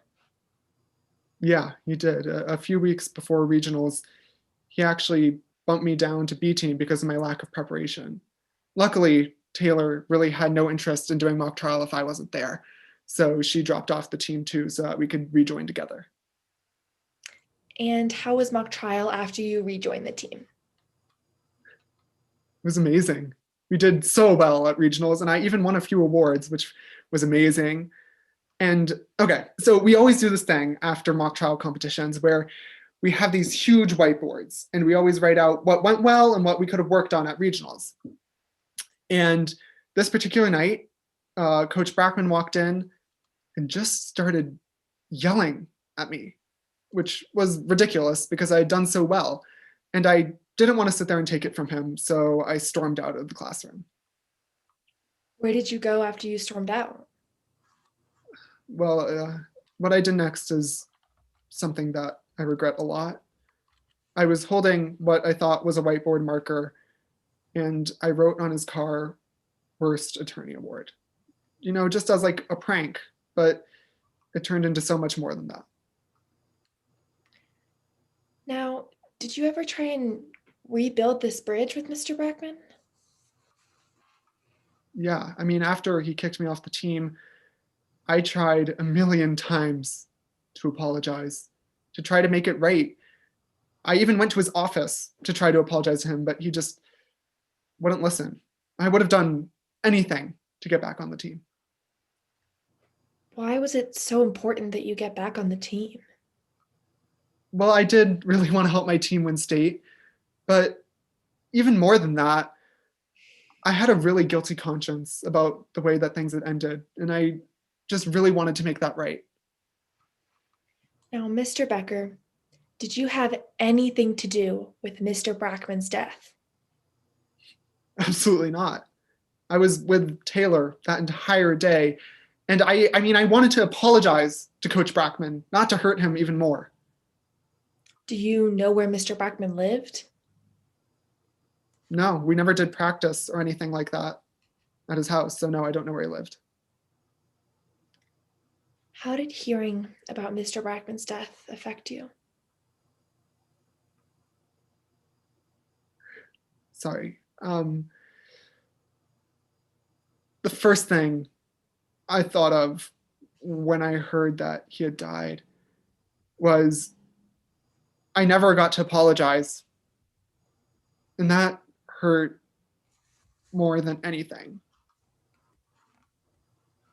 Thank you, Mr. Becker. Thank you, Your Honor. I have no further questions for this witness at this time. Cross-examination. Yes, Your Honor. Mock trial came easily to you. Yeah, I guess some people would say I was a natural. You could spin a yarn that had those scoring judges like putty in your hands. Yeah, that's exactly right. Spinning a yarn is a nice way of saying lying. No. Nevertheless, it's manipulative. No. Mr. Brackman didn't approve that you did things that way, did he? Well, he didn't like that I didn't prepare. He was fine with me doing well at competitions. He didn't really approve of the way that I went about that. Thank you. He never gave you credit for your accomplishments? Yeah, that's correct, which is ridiculous. You argued frequently with Mr. Brackman. Yes, that is correct. You thought he was full of himself. Yeah, I did. He always thought he was better than everyone else around him. You hated him. I mean, that's taking a little bit far. I had Mr. some Becker, sort of on line 138 of your statement, you do say that you hated Mr. Brackman. Wow, did I? I mean, that I was a little bit of an overstatement. At one point, you were even demoted to B team, Yes, that is correct. but you were rescued because of your best friend, Taylor Perkins. No, she didn't necessarily rescue me. No, Well, she did give up her spot so you could rejoin. no, that's incorrect. Taylor would do anything for you. Just short of lying. Yeah, I would say so. Yeah. She even skipped an entire day of school to search for your phone with you at the mall. Well, it was our, senior spring, as they call it. So we Yes didn't or really no, have any Mr. interest in Becker? going to school. Is that a yes? Yeah, she did skip school to go look for her phone with me. Thank you. You could have gone alone. Yeah, but Taylor and I are always together. No one can verify here today, except for your best friend, that you were genuinely at the mall on March 6th. Listen, I know from mock trial that it's not my job to Mr. prove my Becker, innocence. is that a so yes or a no? Yes, that is correct. But I know from mock trial I do not Thank have to you. prove my innocence. You claim you left the fry shack without noticing your phone wasn't with you. Yeah, that is correct. I was really flustered. The whole time you were at the mall, you still didn't realize it was missing. Yeah, that is correct. I was still trying to process what had happened. Your parents take your phone every night until your homework is done. Until my homework is done. Yeah. Yet you claim you didn't notice it was gone that entire evening. No, I did not. You claim you didn't realize it was missing until you actually picked Taylor up for school the next day. Yeah, that is correct. Somehow you didn't realize for around 12 hours that it was missing. Yes, that is correct. But as I said, I was really flustered and I was still trying to process what had happened at the fry shack. Let's go back to when you rejoined A team. You won Best Attorney in closing at regionals. Yeah, I did. And even then, Mr. Brackman lectured you at practice. Yeah, that is correct. This made you mad. Yeah, it was infuriating. I'd done really well. It caused you to lash out. Yes, it did. You vandalized Mr. Brackman's prized possession, his car. Yes, and I regret it, but it was meant to be solely a prank, nothing more than that. But you did vandalize it, correct? I thought it was a whiteboard marker, but yes, I did accidentally vandalize it. You took the object you knew he loved and purposely wrecked it as revenge. I did not purposely wreck it, no. Well, you did vandalize it with what you thought was an erasable marker. Yes, that is correct. This made Mr. Brackman enraged. Yes, that is correct. I would say he was enraged. He screamed at you in the middle of the parking lot. Yes, he did, and I understand why. He then kicked you off the team permanently. Yeah, he did. The next day, you went to his office to apologize. I tried to apologize profusely. He just wouldn't listen. He refused to talk to you. Yeah, that is correct. This made you even more furious. Furious is a little bit of an overstatement. Well, earlier you did state that you were furious. Did I? I don't remember saying that. So you went to Mr. Brackman's home to get revenge again. No. Objection, improper character evidence. Response? Your Honor, under Rule 608A, this goes towards reputation or opinion evidence where a witness's credibility is allowed to be attacked for having a character of untruthfulness, and this is the prosecution's theory. Response, Ms. Angevine? Yes, Your Honor. Under Rule 404B, a prior bad act is not allowed to be used to show that the defendant then acted in accordance with that act. My opposing counsel just stated that he then was looking for revenge again, which would be him acting in accordance, which is prohibited. I'm going to sustain the objection. Please rephrase. Your Honor, may I respond? No, if the objection is sustained, you are free to rephrase and move on. Mr. Becker, as you stated on line 104 of your statement, you told your mom you would get back at Mr. Brackman if it was the last thing you ever did. Yeah, but you know what That's it's a like yes. to say. You know what it's like to say something that you don't mean Mr. anymore. Becker, you did say that, correct? I did say that, but I did not mean Thank it. you, Mr. Becker. I have no further questions. Any redirect? Briefly, Your Honor. Mr. Becker, why did you want to apologize to Mr. Brackman? I felt so terrible about what I had done. And yeah, of course, getting back on mock trial was part of wanting to apologize, but I just felt really bad. Would you do anything to ever harm Mr. Brackman? Absolutely not. I mean, writing on his car was just meant to be a prank, but that was as far as I would take it. Thank you, Your Honor. I have no further questions for this witness. The witness may be excused. Thank you, The Your defense Honor. may call its next witness. Your Honor, the defense calls Ms. Taylor Perkins to the stand. You may proceed. Good afternoon, Ms. Perkins. Can you please introduce yourself to the jury? Good afternoon. My name's Taylor Perkins. I'm currently a freshman at Boulder. I mean, it's probably more relevant to say that I'm a former student at Colorado High School, and I was on our mock trial team. Why did you join the mock trial team in high school? Honestly, I just joined to spend more time with Avery. So does this mean that you usually don't spend a lot of time with Avery? No, that's not what I meant. Avery and I are pretty much inseparable, and with or without mock trial. I mean, I probably wouldn't have even joined the team without Avery. So who is Avery Becker to you? Avery is my very best friend. Did you have any other close friends on the mock trial team? I mean, not really. Like, we all would spend a lot of time together as a team, but Avery really is my bestie. What was the mock trial experience like for you? You know, I always knew I was never going to be the star of the team, but it was a great experience for me, and I loved seeing Avery succeed, even despite all the drama. Can you tell us a little bit more about this drama? Yeah, Avery and Coach Brackman had this long-standing feud, and I personally thought that their little arguments were kind of funny at the beginning, but they did keep escalating. One practice, Avery came unprepared, and Coach got so mad about it that he demoted Avery from A to B team. What did you think about this decision to demote Mr. Becker?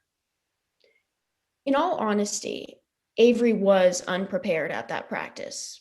But as he later proved at the regional tournament, Avery was the best on our team and we needed him. So how did Mr. Becker end up getting back on the A team after being demoted? Well, I made the decision to step down from A team until Coach brought Avery back up, which he did, just in time for regionals. Did Mr. Becker and Mr. Brackman have any more arguments after regionals? Yeah, everything blew up at one practice between regionals and state.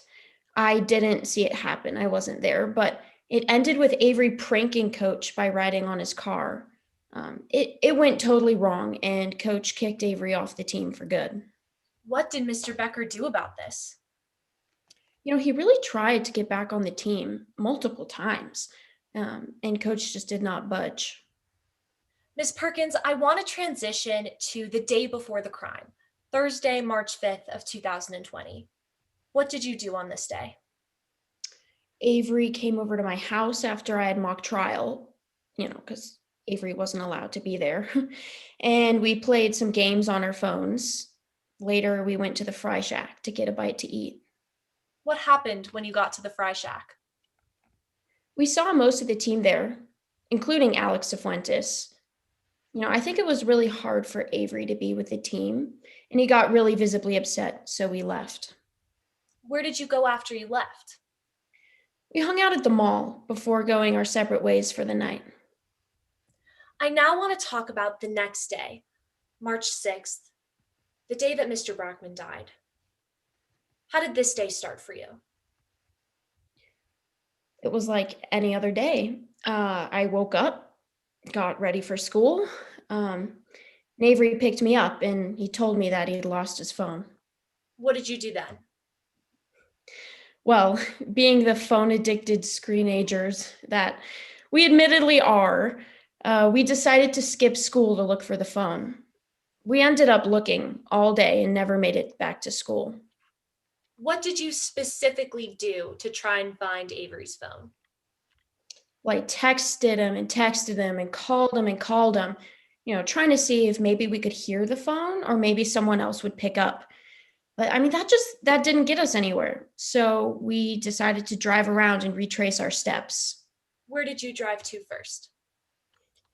We went to the mall first. We looked in every single store.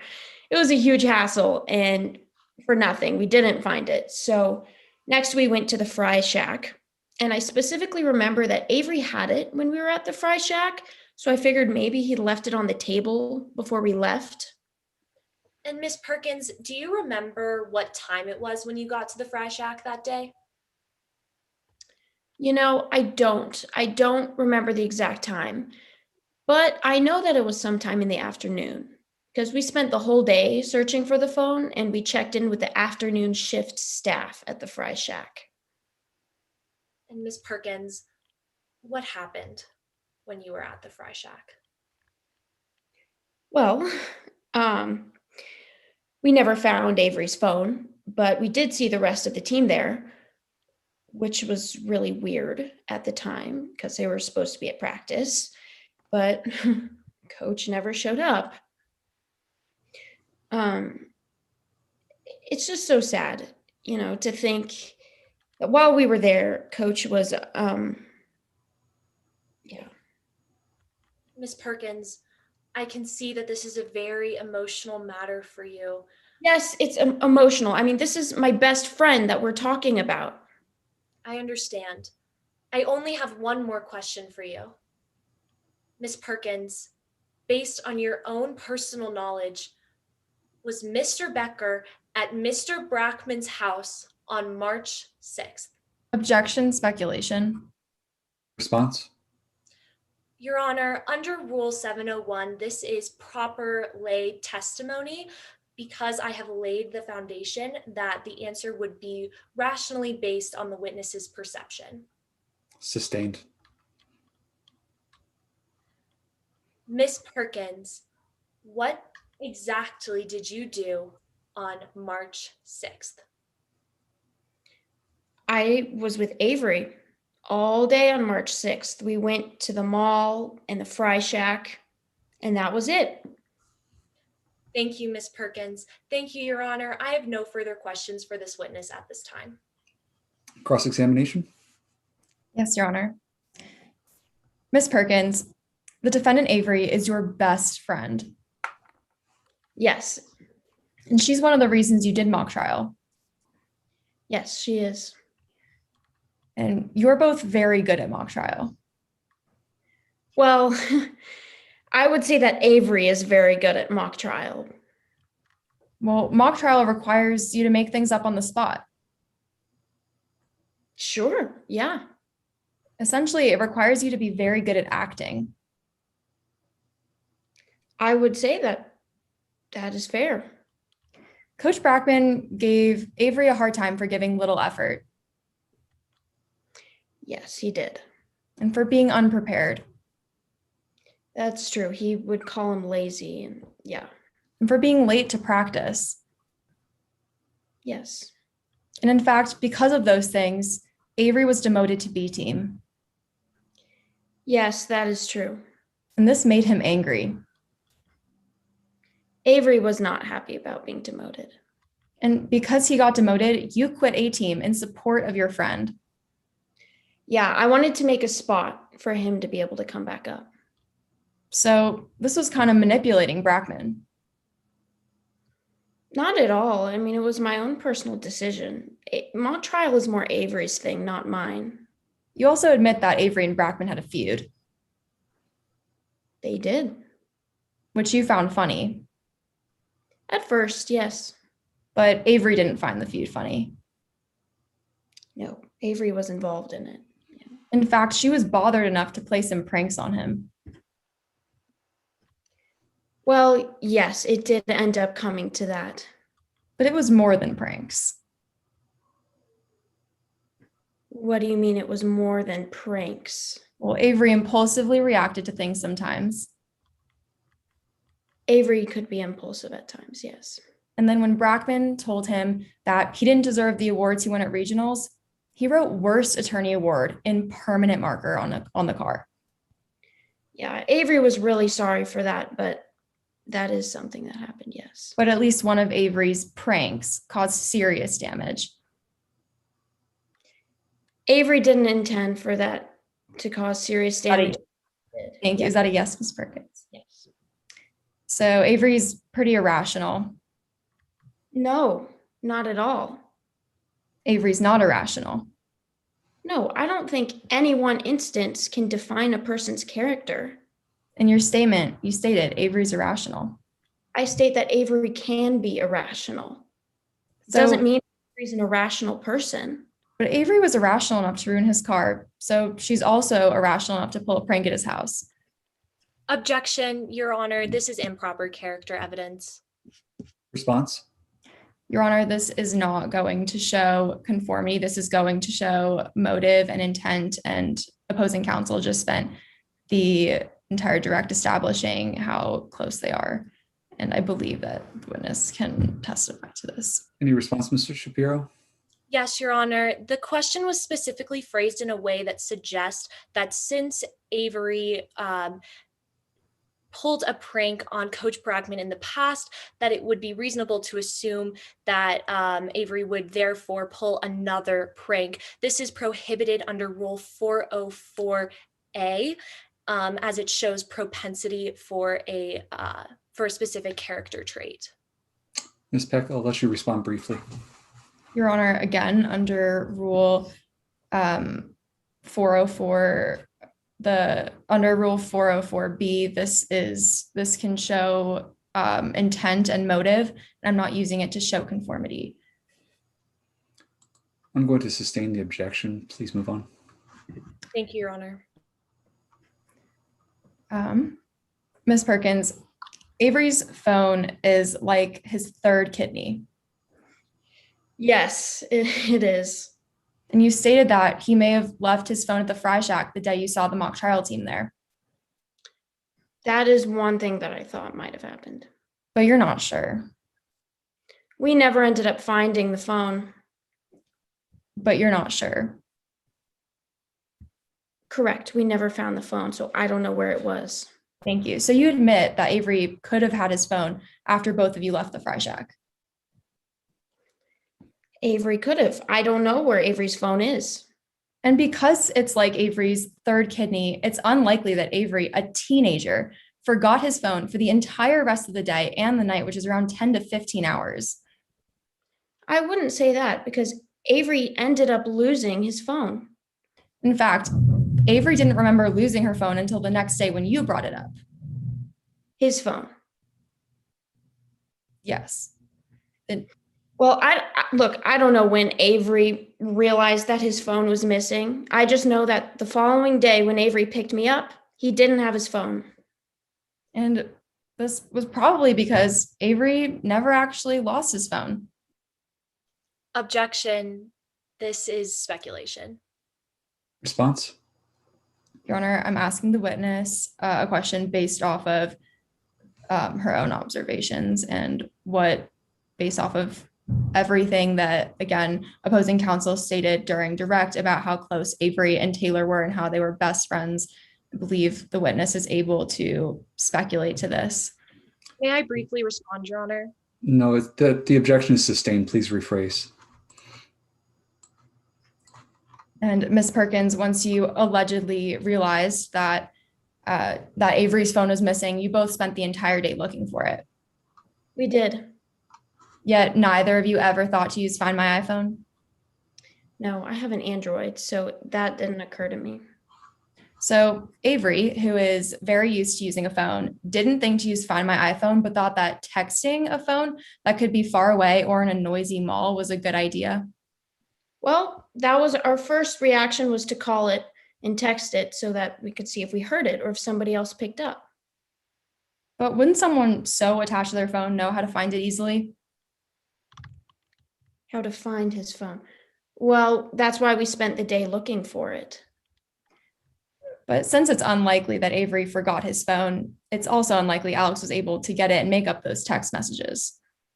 Wait, why is it? This calls for speculation. This witness cannot testify to what situation would make Alex Cifuentes altering text messages more or less probable. Response?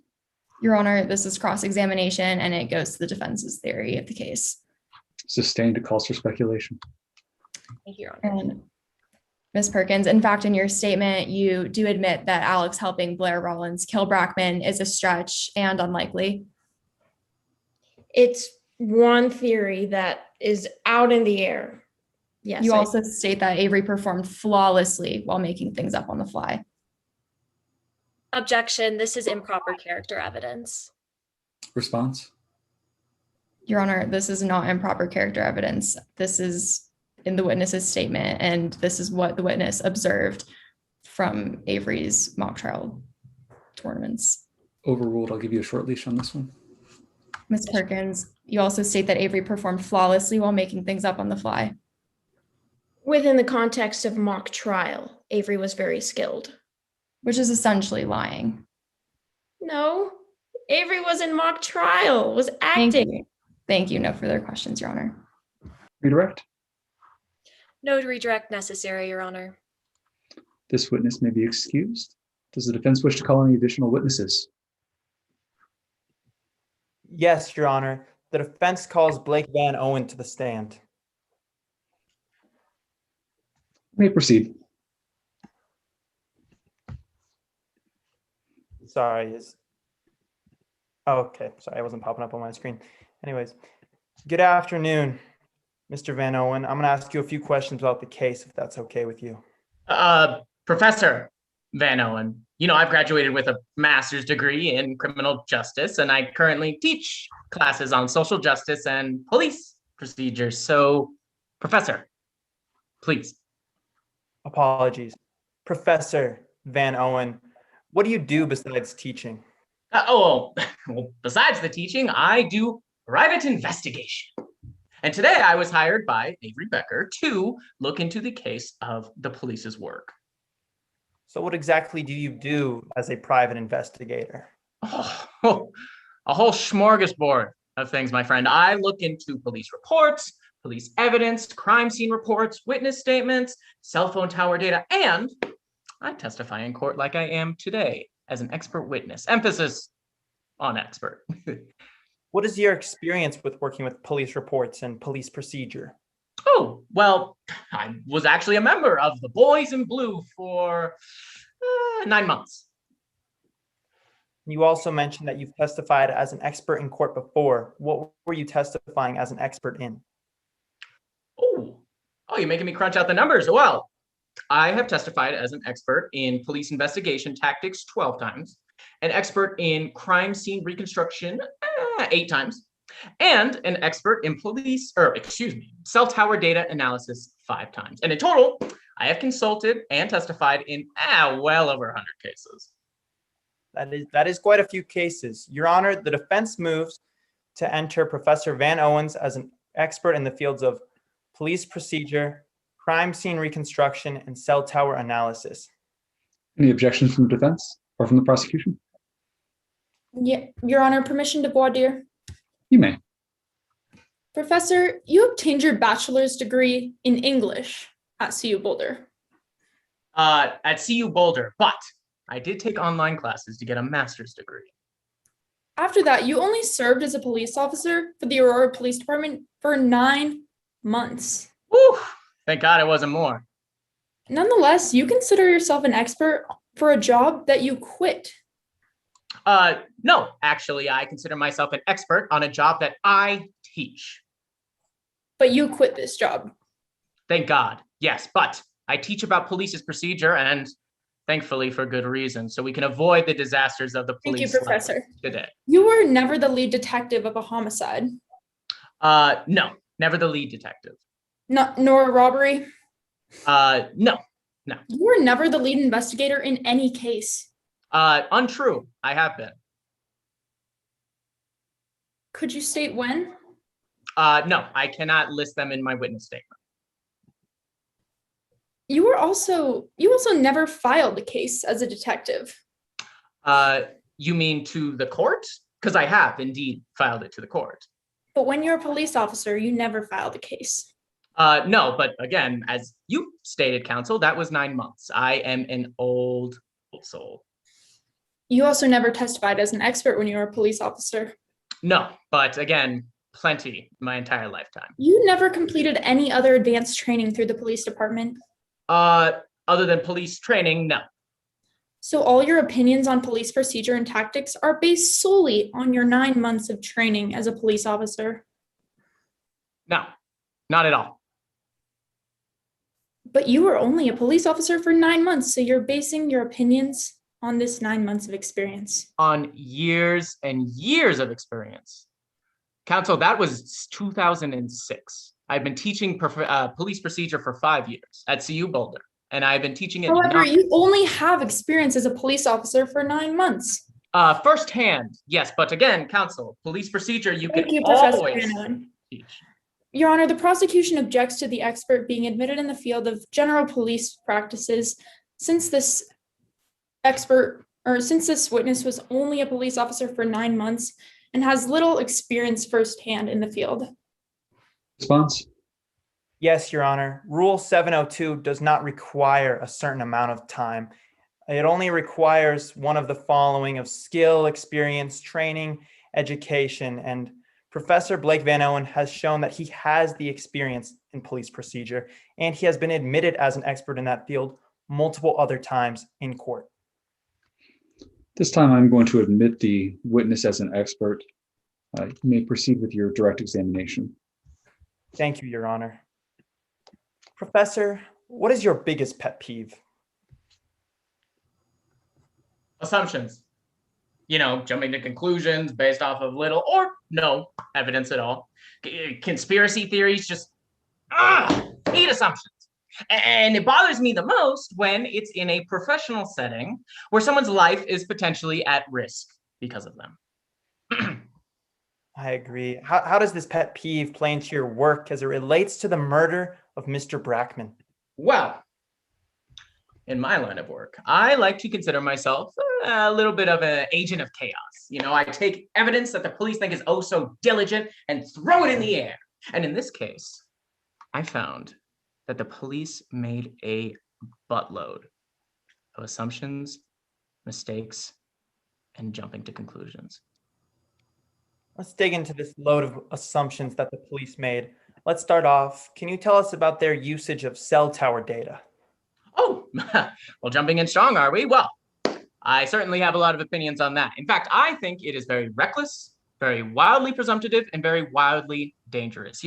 They took this very abstract form of evidence and they immediately assumed that it definitively said Avery Becker was at the scene of the crime when that is not the case with cell tower data. Why was it so reckless, presumptive, and dangerous for them to do all of that? Well, because cell tower data does not accurately tell us the location of a cell phone. Rather, it just tells us which tower the cell phone connected to here. For example, if I were to use my phone and I were to take a phone call right now, and if the nearest cell tower to me were busy, maybe with phone calls to mom and pops, maybe with phone calls to grandma, you know how it is, my phone would then connect to the second nearest tower, or perhaps the third, whichever tower is least busy. It is not always which tower is close. And this happens so commonly, it cannot be used definitively. So if that's the case, how in any way is this data helpful? Well, it certainly does one thing. It certainly corroborates Taylor's alibi that they had, at one point, tried to call Avery's phone in order to locate it. Did the police properly collect anyone else's cell phone records? No. They actually chose not to. No, they didn't gather Alex Fuentes's. They didn't gather Blair Rowland's. They didn't gather Taylor Perkins. They didn't gather anyone. In fact, they chose to let that evidence slide. They have a very brief window to pick it out, and they said no. In fact, they didn't even choose to investigate Alex's phone. They just accepted his word as gospel and took his screenshots. How did they fail to properly investigate Alex's phone?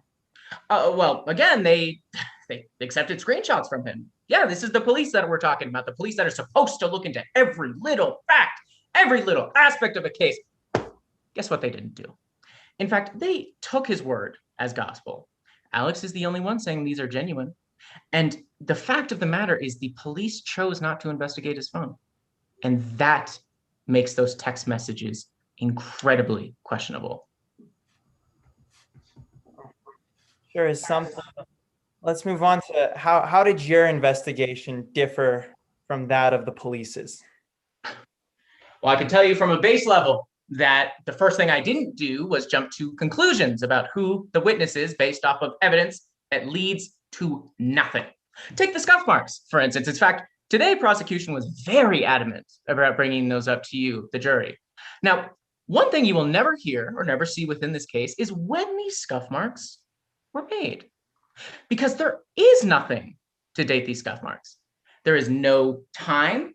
There is no direct object that is correlated with these scuff marks because there is nothing. There is nothing to ever say that these are related to any scuffle that happened in Brackman's house. So what else did the prosecution's investigation assume about the scene of the crime?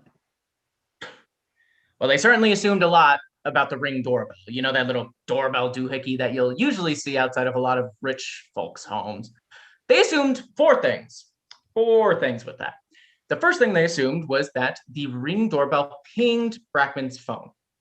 The second thing they assumed is that Brackman then saw his phone. The third thing they assumed was that Brackman then perceived this as a threat. And the fourth thing assumed is that he went to his kitchen to then grab a knife in self-defense. Now, where is any evidence to back this up? Ding, ding, ding, that's right. Nowhere. N-O-W-H-E-R-E, nowhere. Poof, out of thin air. There is no forensic evidence to back this up. It is all speculation. All of it.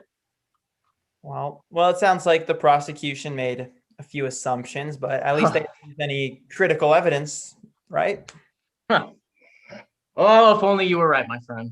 No, in fact, they only lost the most critical type of evidence, forensic. In fact, they lost every bit of blood spatter. Ladies and gentlemen, there is no blood spatter in this case today because when we had it, the oh-so-diligent police corrupted it on accident. We don't know what it could have proven. Could have helped their case, could have helped our case. There is nothing anymore. We don't know.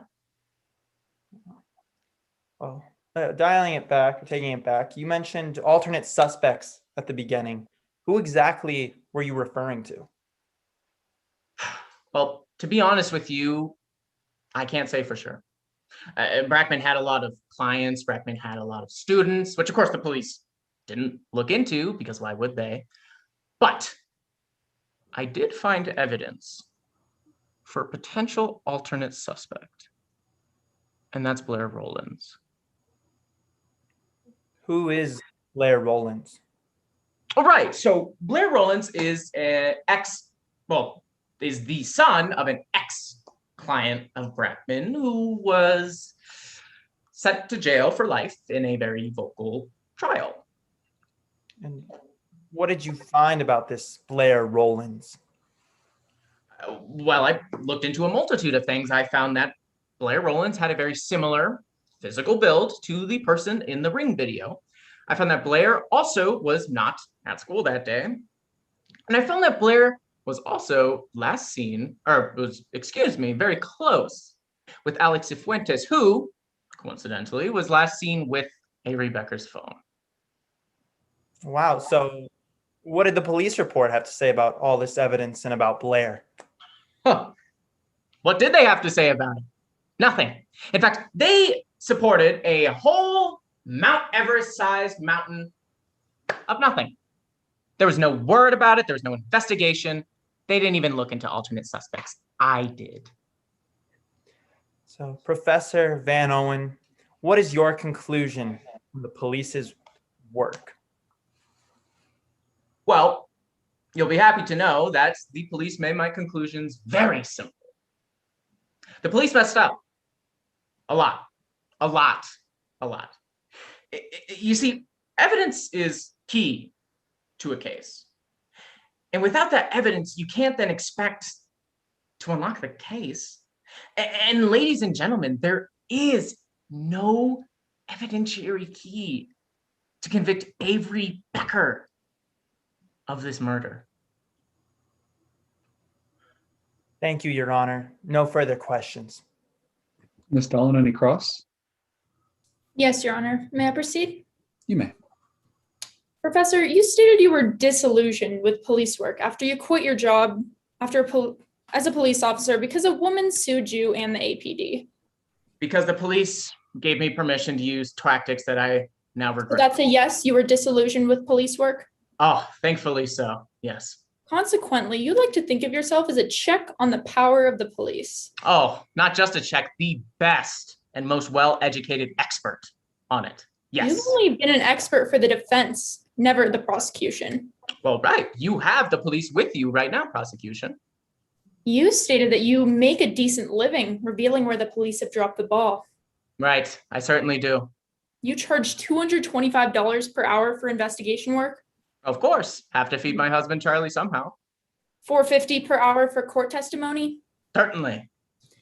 So if you opine that the prosecution failed in their process, the case is more likely to go to trial. I don't get paid for the outcome of a trial. Rest assured, counsel, I have already been paid my fair share. So if the case goes to trial, you make $215 more per hour. If it goes to trial, we are in trial currently, counsel. And you've already charged $7,000. If you want to know the truth, I am looking to hopefully let my husband out on a very nice date sometime soon. If you'd really like to know why, but I certainly do. You expect to make another $1,000 as you are standing here today. I think so. So you weren't a part of the PD team that investigated Brackman's death.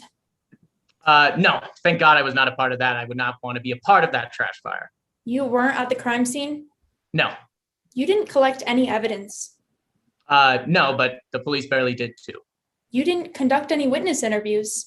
I attempted to, but the two people I tried, Alex and Blair, rejected them. You didn't conduct any witness interviews. Again, I tried, but nothing came through. You couldn't assess the truthfulness of any witnesses. Untrue. I certainly could. But you couldn't assess the truthfulness because you couldn't interview them. Oh, no, I assessed that Alex Cifuentes is full of himself and is likely lying. You only investigated the murder in hindsight.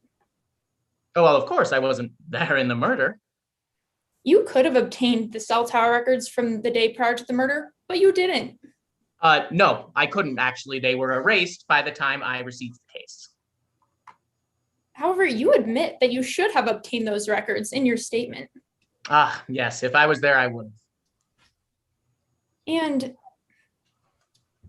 let's imagine, so when you cut food with a knife on a cutting board, the knife blade is pointing down, correct? I would hope so, otherwise Chef Ramsay would certainly be upset. Yet you claim the knife blade was pointing up when Brackman was stabbed. Right. And you've also stated that knife construction itself can affect how the user will hold it. Certainly. Well, aren't kitchen knives, such as the murder weapon used in this case, designed to have the blade pointing down? For cutting vegetables, unfortunately, counsel, this was not a big vegetable we're talking However, about. you actually stated that it would be more common for the knife to be held in reverse position from what you said. For cutting vegetables, yes, which But it of would course be we're more not common to talking hold the about. knife in reverse position. Could you repeat that, counsel? Yes or no, it would be, you stated it would be more common for the knife to be held in reverse position. Yes, You also believe that Brackman was seated, not standing when he was stabbed. exactly. However, you stated that the ring videos show the intruder was of similar build to Mackenzie Brackman. Are you implying that Mackenzie Brackman broke into his own No, house? I'm just asking if you stated that. No, I did not say that. I will move on. And you've also stated that you believe that Blair Rollins committed this crime because his father was sent to jail? Not only that, but certainly an alternate suspect. However, you presented no evidence as to why Blair Rollins would have any other motive, and you did not present any evidence of anything that Jonathan Rollins said, did you? In the court case, I mean, if you would so much as to like to admit those voiced lines, I'm sure you would love to hear exactly what I heard that led me to that result. However, you didn't present any of this evidence. There is evidence, we just did not admit it in court today, if So that is what you're referencing. the jury has no way of assessing the truthfulness of any of those statements.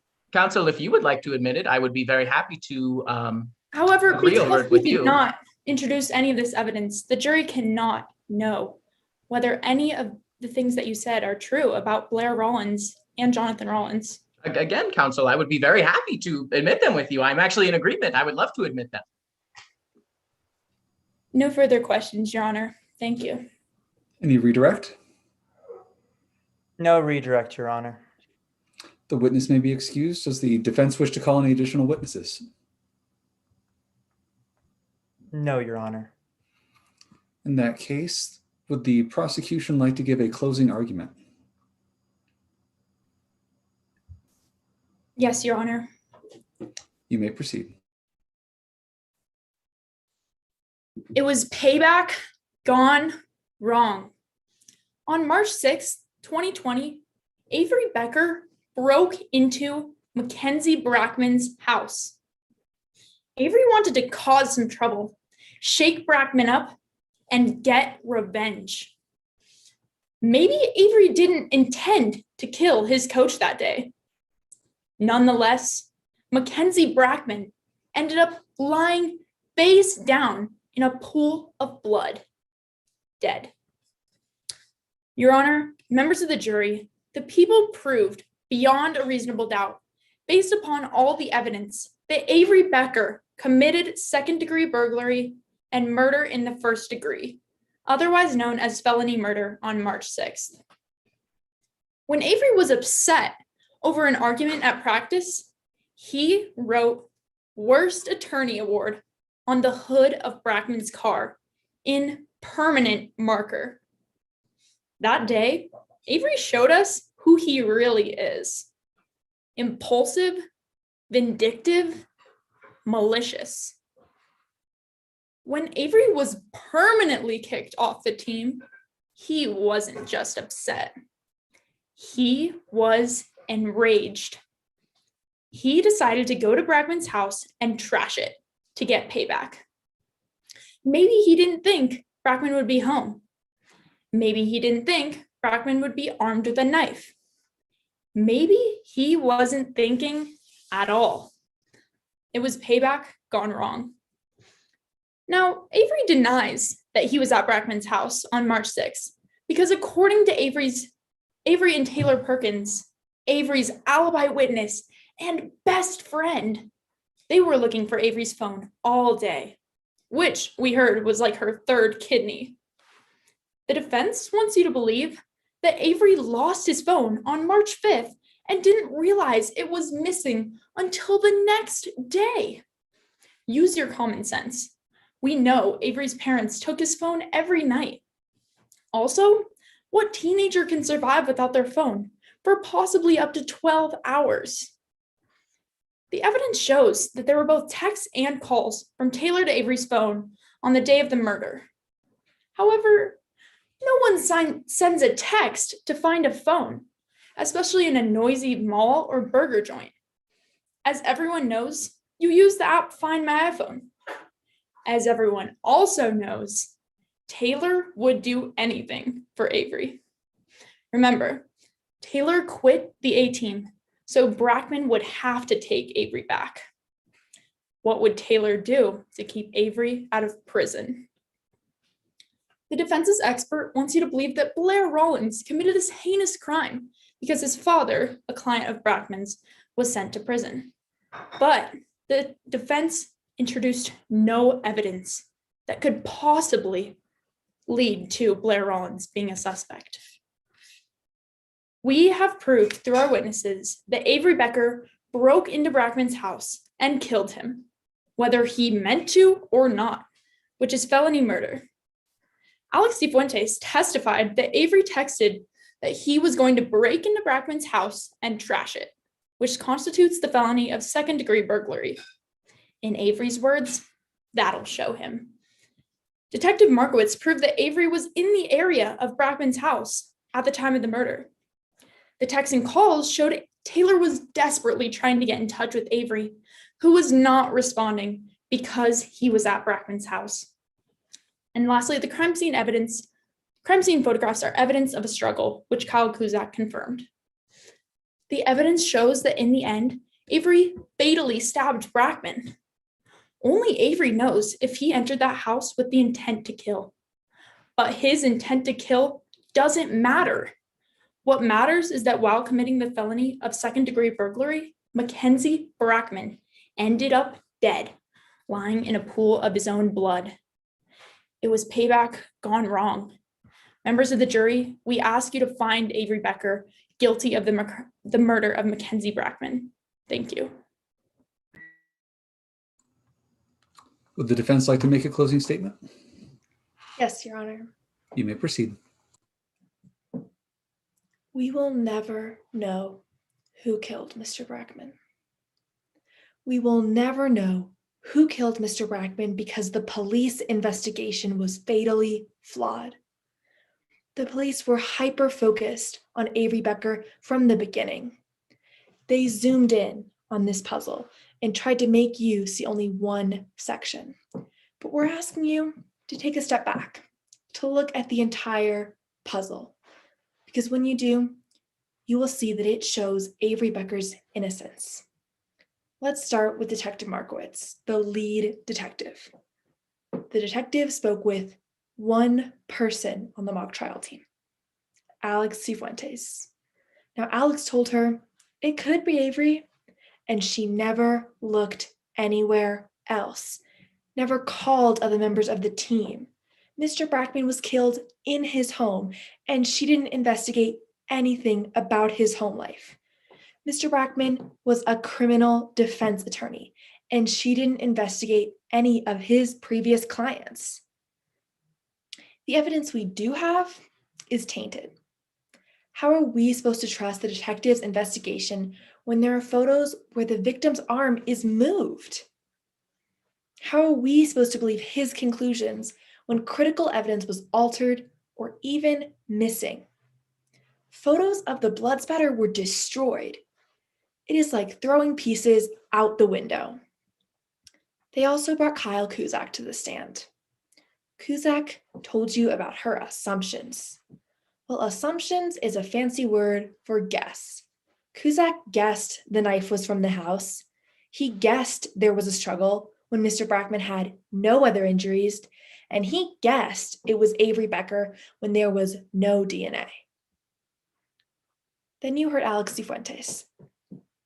She told you she would never go anywhere without her phone. But what about the police station? She went there without her phone. She admitted to having Avery's phone the very night the text messages were sent. She could have sent them to herself from Avery's phone. But we'll never know because the detective didn't download the data. You also heard from Avery Becker. He told you how much he loved mock trial and how he never wanted to hurt Mr. Brackman. And he told you where he was that day, with Taylor Perkins, looking for the missing phone. They went to the mall and they went to the fry shack. And Taylor was calling and texting Avery so they could hear where it was. Now, where was Blair Rollins that day? Someone who had a serious motive against Mr. Brackman? Where was Mr. Brackman's spouse that day? Where were any of his previous clients? We don't know because the detective never asked. Meanwhile, Taylor Perkins confirms that Avery was with her all day long. The prosecution gave you no reason for Taylor to give a huge lie other than a simple friendship. And finally, you heard from Professor Blake Van Owen, who confirmed just how fatally flawed the whole investigation was. He testified that there is no way to know where Avery or even Avery's phone was that night, and that this case is strung together with maybes and probablys. But that's not good enough. That's reasonable doubt. Mr. Brackman was murdered on March 6th, and someone did that, but it was not Avery Becker. The prosecution brought you no DNA, no fingerprints, no cell phone data, and no photos or videos, and no proof beyond a reasonable doubt that Avery Becker was ever at that residence. Too many pieces of this puzzle have been ignored by the prosecution. From the beginning, the government guessed this puzzle would be one of guilt. However, if you consider all the evidence, or lack thereof, you will see that this puzzle is a picture of Avery Becker's innocence. Thank you.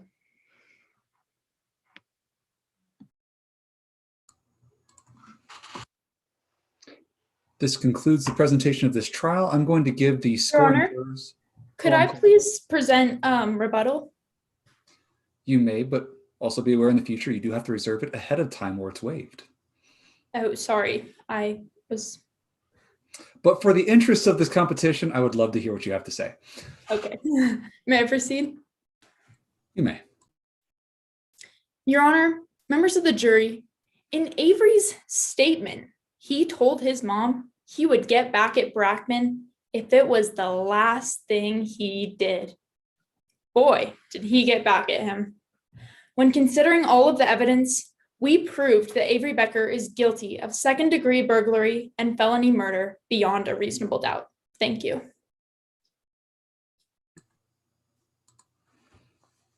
All right, in that case, we now conclude the trial. I'm going to give the scoring panelists just a few moments to turn in their submissions, and then we will have everyone turn on their video once that is done.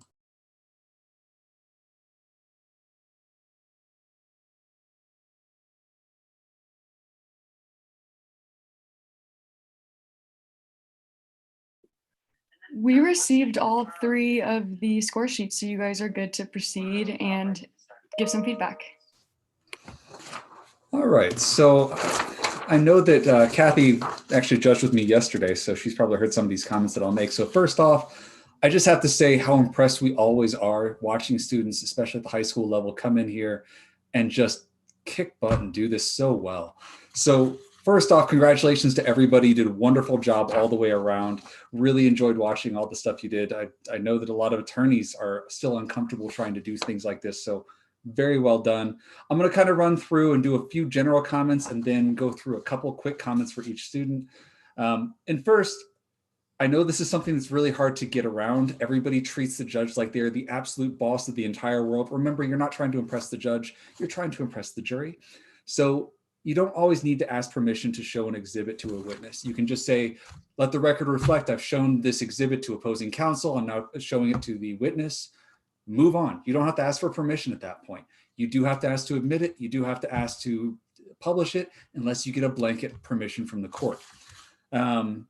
Also, hearsay, really tricky rule. It doesn't matter whether an exhibit is admitted or not. Hearsay is independent of exhibits. It's just about whether it fits the rule or not. Okay, so Ms. Hobson, let's go ahead and do that. I love the start. When you got into the opening, you immediately caught us. It's like reading a good book where you just jumped into the meat of it and started going in with a very dramatic entrance. It gets people interested in what you have to say. So I really loved how you did that. I would be very careful and cautious about repeatedly cutting off the witness on cross. Okay, it makes people feel like you're hiding something and that you don't want them to actually get their story out. It can also create tension with the jury. So I'd just be very careful of that. But you did get a really wonderful recovery when a hard objection was sustained against you and you just turned right around and kept going, which I always appreciate. Mr. Trembath, you did a really nice job of creating the high points for the defense's theme. When you did your cross of Cusack, you I would have objected to the autopsy report. I didn't get to read the entire thing, but it's just like a police report. It doesn't jump right in. It's not something that's automatically admitted. And unless you are going to use it, keep that out. You're on the defense side, keep all the stuff out, okay? You did a really good use of pantomiming with respect to the stabbing when you were doing your cross. And I really loved your response when the objection came in about your witness, your expert witness, where you said, hey, there's no length of time required to have this witness admitted. So that was a really great job there. Ms. Dahlin, you are cool as a cucumber. I think that you clearly showed how prepared you were in terms of knowing the case back to front. You had a truly spectacular voir dire. When you're not going to win that voir dire. I don't care. It doesn't matter whether you win that voir dire. You crushed the credibility of that witness before they got to give their expert opinion. That is better than keeping out that extra expert opinion. So just keep that in mind. You did have a huge buildup on cross and then just said, I'll move on, and left me hanging, and I didn't even know what she had to say, and I really wanted to know what she had to say. Ms. Shapiro, you did a really wonderful expert objection on cross when you crossed the detective. And when you kind of got into the language of that objection, it was really well done because you talked about how an expert is a more persuasive witness than a lay witness. And that really shows knowledge of the law, and it really showed a very good objection. So I really love that. Also, we judged this trial yesterday. I didn't have anybody testify about the moved arm. I don't know why. It's a great piece of evidence. I love it. It really throws some doubt on the detective's work. So good thing there. Also, another great recovery on, you had a big lead up to a question.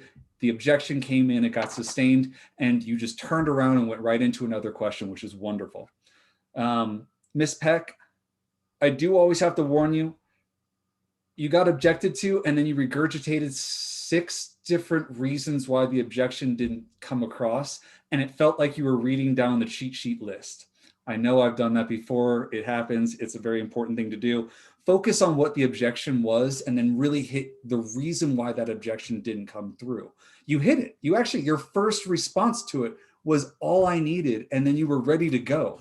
But you clearly showed a lot of preparation in terms of that.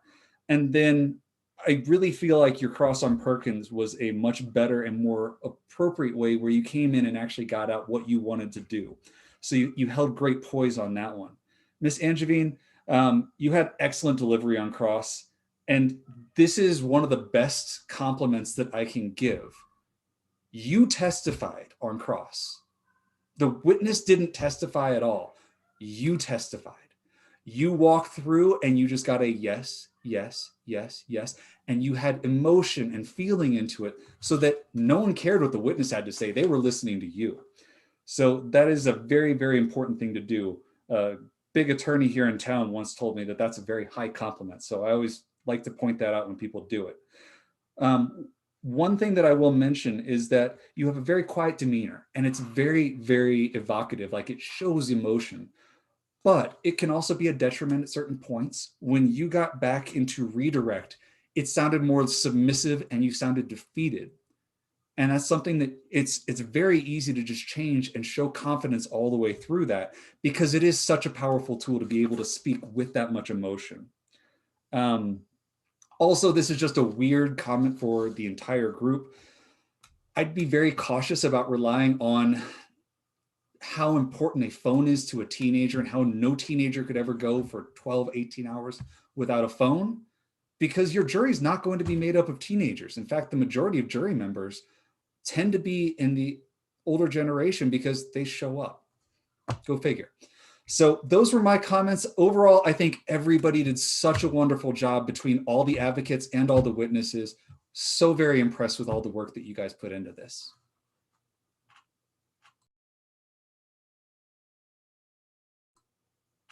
Robin, Kathy, Kip, whichever one of you wants to go first, go nuts. Well, I'll take it.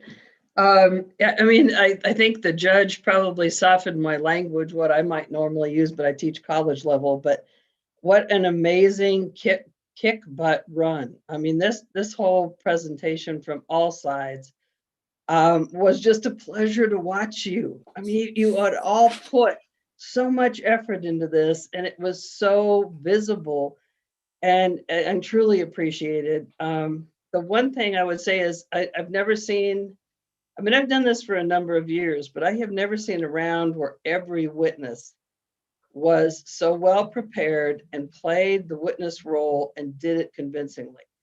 I mean, I think that was truly, truly amazing, and every witness should be truly congratulated.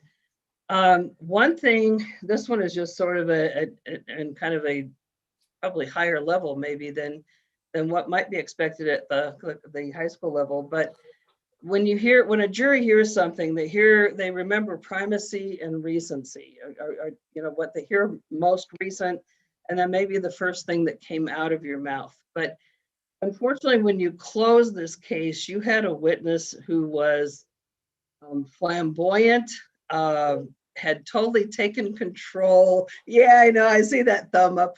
Had totally taken control over your entire case. Katie, it put you in a horrible position to try to start with. So what you might think if you run into this again is just defuse that guy.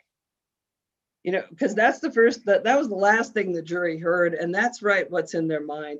Try as much as you can to diffuse that guy, and then maybe go back and look at, you know, here's the entire piece of our case. And some of the ways you diffuse him would be, I mean, certainly he was a hired gun. You know, certainly he has and I'll again have to caution my language because I teach college students, but he has a particular emphasis of pursuing the police department. And there's a number of things you could have picked on him with to kind of diffuse him a little bit. But that was a tough position to put you in. It really was. And you know, kind of a unique development, I think, in the way the case played out. But I mean, overall, everyone, the very basics of the trial skills, you've got down more than pat. Everybody's questions made sense, that you followed the, you know, direct and the cross. Your presentation of exhibits was truly good. You know, I mean, was exceptional. And I mean, I don't have, you know, you qualified your experts, that went well. This one was just a challenge because you were all so good and so evenly matched that it made it really, really enjoyable to watch. And I really want to congratulate every one of you because you did an amazing job. Thanks very much. And I would just say that a number of the comments I was going to make have already been stated, so I won't repeat them again, but I think there were some terrific points made. I thought overall, very enjoyable round. I thought the opens and closes, they should be, were great. They were solid. They gave the narrative, and that's the way you should be able to do it at this point in the competition. I also thought that, Abigail, your cross-examination was terrific. It accomplished everything that you needed to there. And I thought there were a lot of good back and forth on objections that I found very interesting and could have gone either way. So those were great. I thought, Chloe, as a witness, you were wonderful. You were natural, seemed like a friend. There were scripted, unscripted moments, which is what, of course, you want from the witnesses, is that it appears natural, even though perhaps you have thought about how some of these questions will come out. And Andreas, you were terrific. You were, you know, obviously kept our attention and whatnot, and created a great challenge for anyone that would be cross-examining, and I think makes it a little more difficult to do a direct examination when your witness is so eager to provide information. But I think, again, a lot of the comments I had written down have already been said, so it's late and I will let you go, but really enjoyed this round. Thanks so much. And I'll be brief too. My name is Robin. I've only been an attorney for a couple of years, so I'm fairly new. And I love these mock trial competitions because I learn so much. And that is also true for your group. You guys have been amazing and incredible. Each one of you was exceptional. The witnesses brought it. I want to be best friends with all of you. The attorneys also were incredible. I feel it's so real that it feels more like I'm at work than that I'm watching a mock trial competition. I mean, this is exactly what our trials look like right now. And also, I've never had to present exhibits online, and so now I know how to do that. So thank you for that. It was just a great pleasure to learn from all of you tonight. Thank you. Great work, everybody. Well, thank you, judges and volunteers and students. And students, good luck with your round tomorrow. Thank you all so much. Thank you. You all. Great job.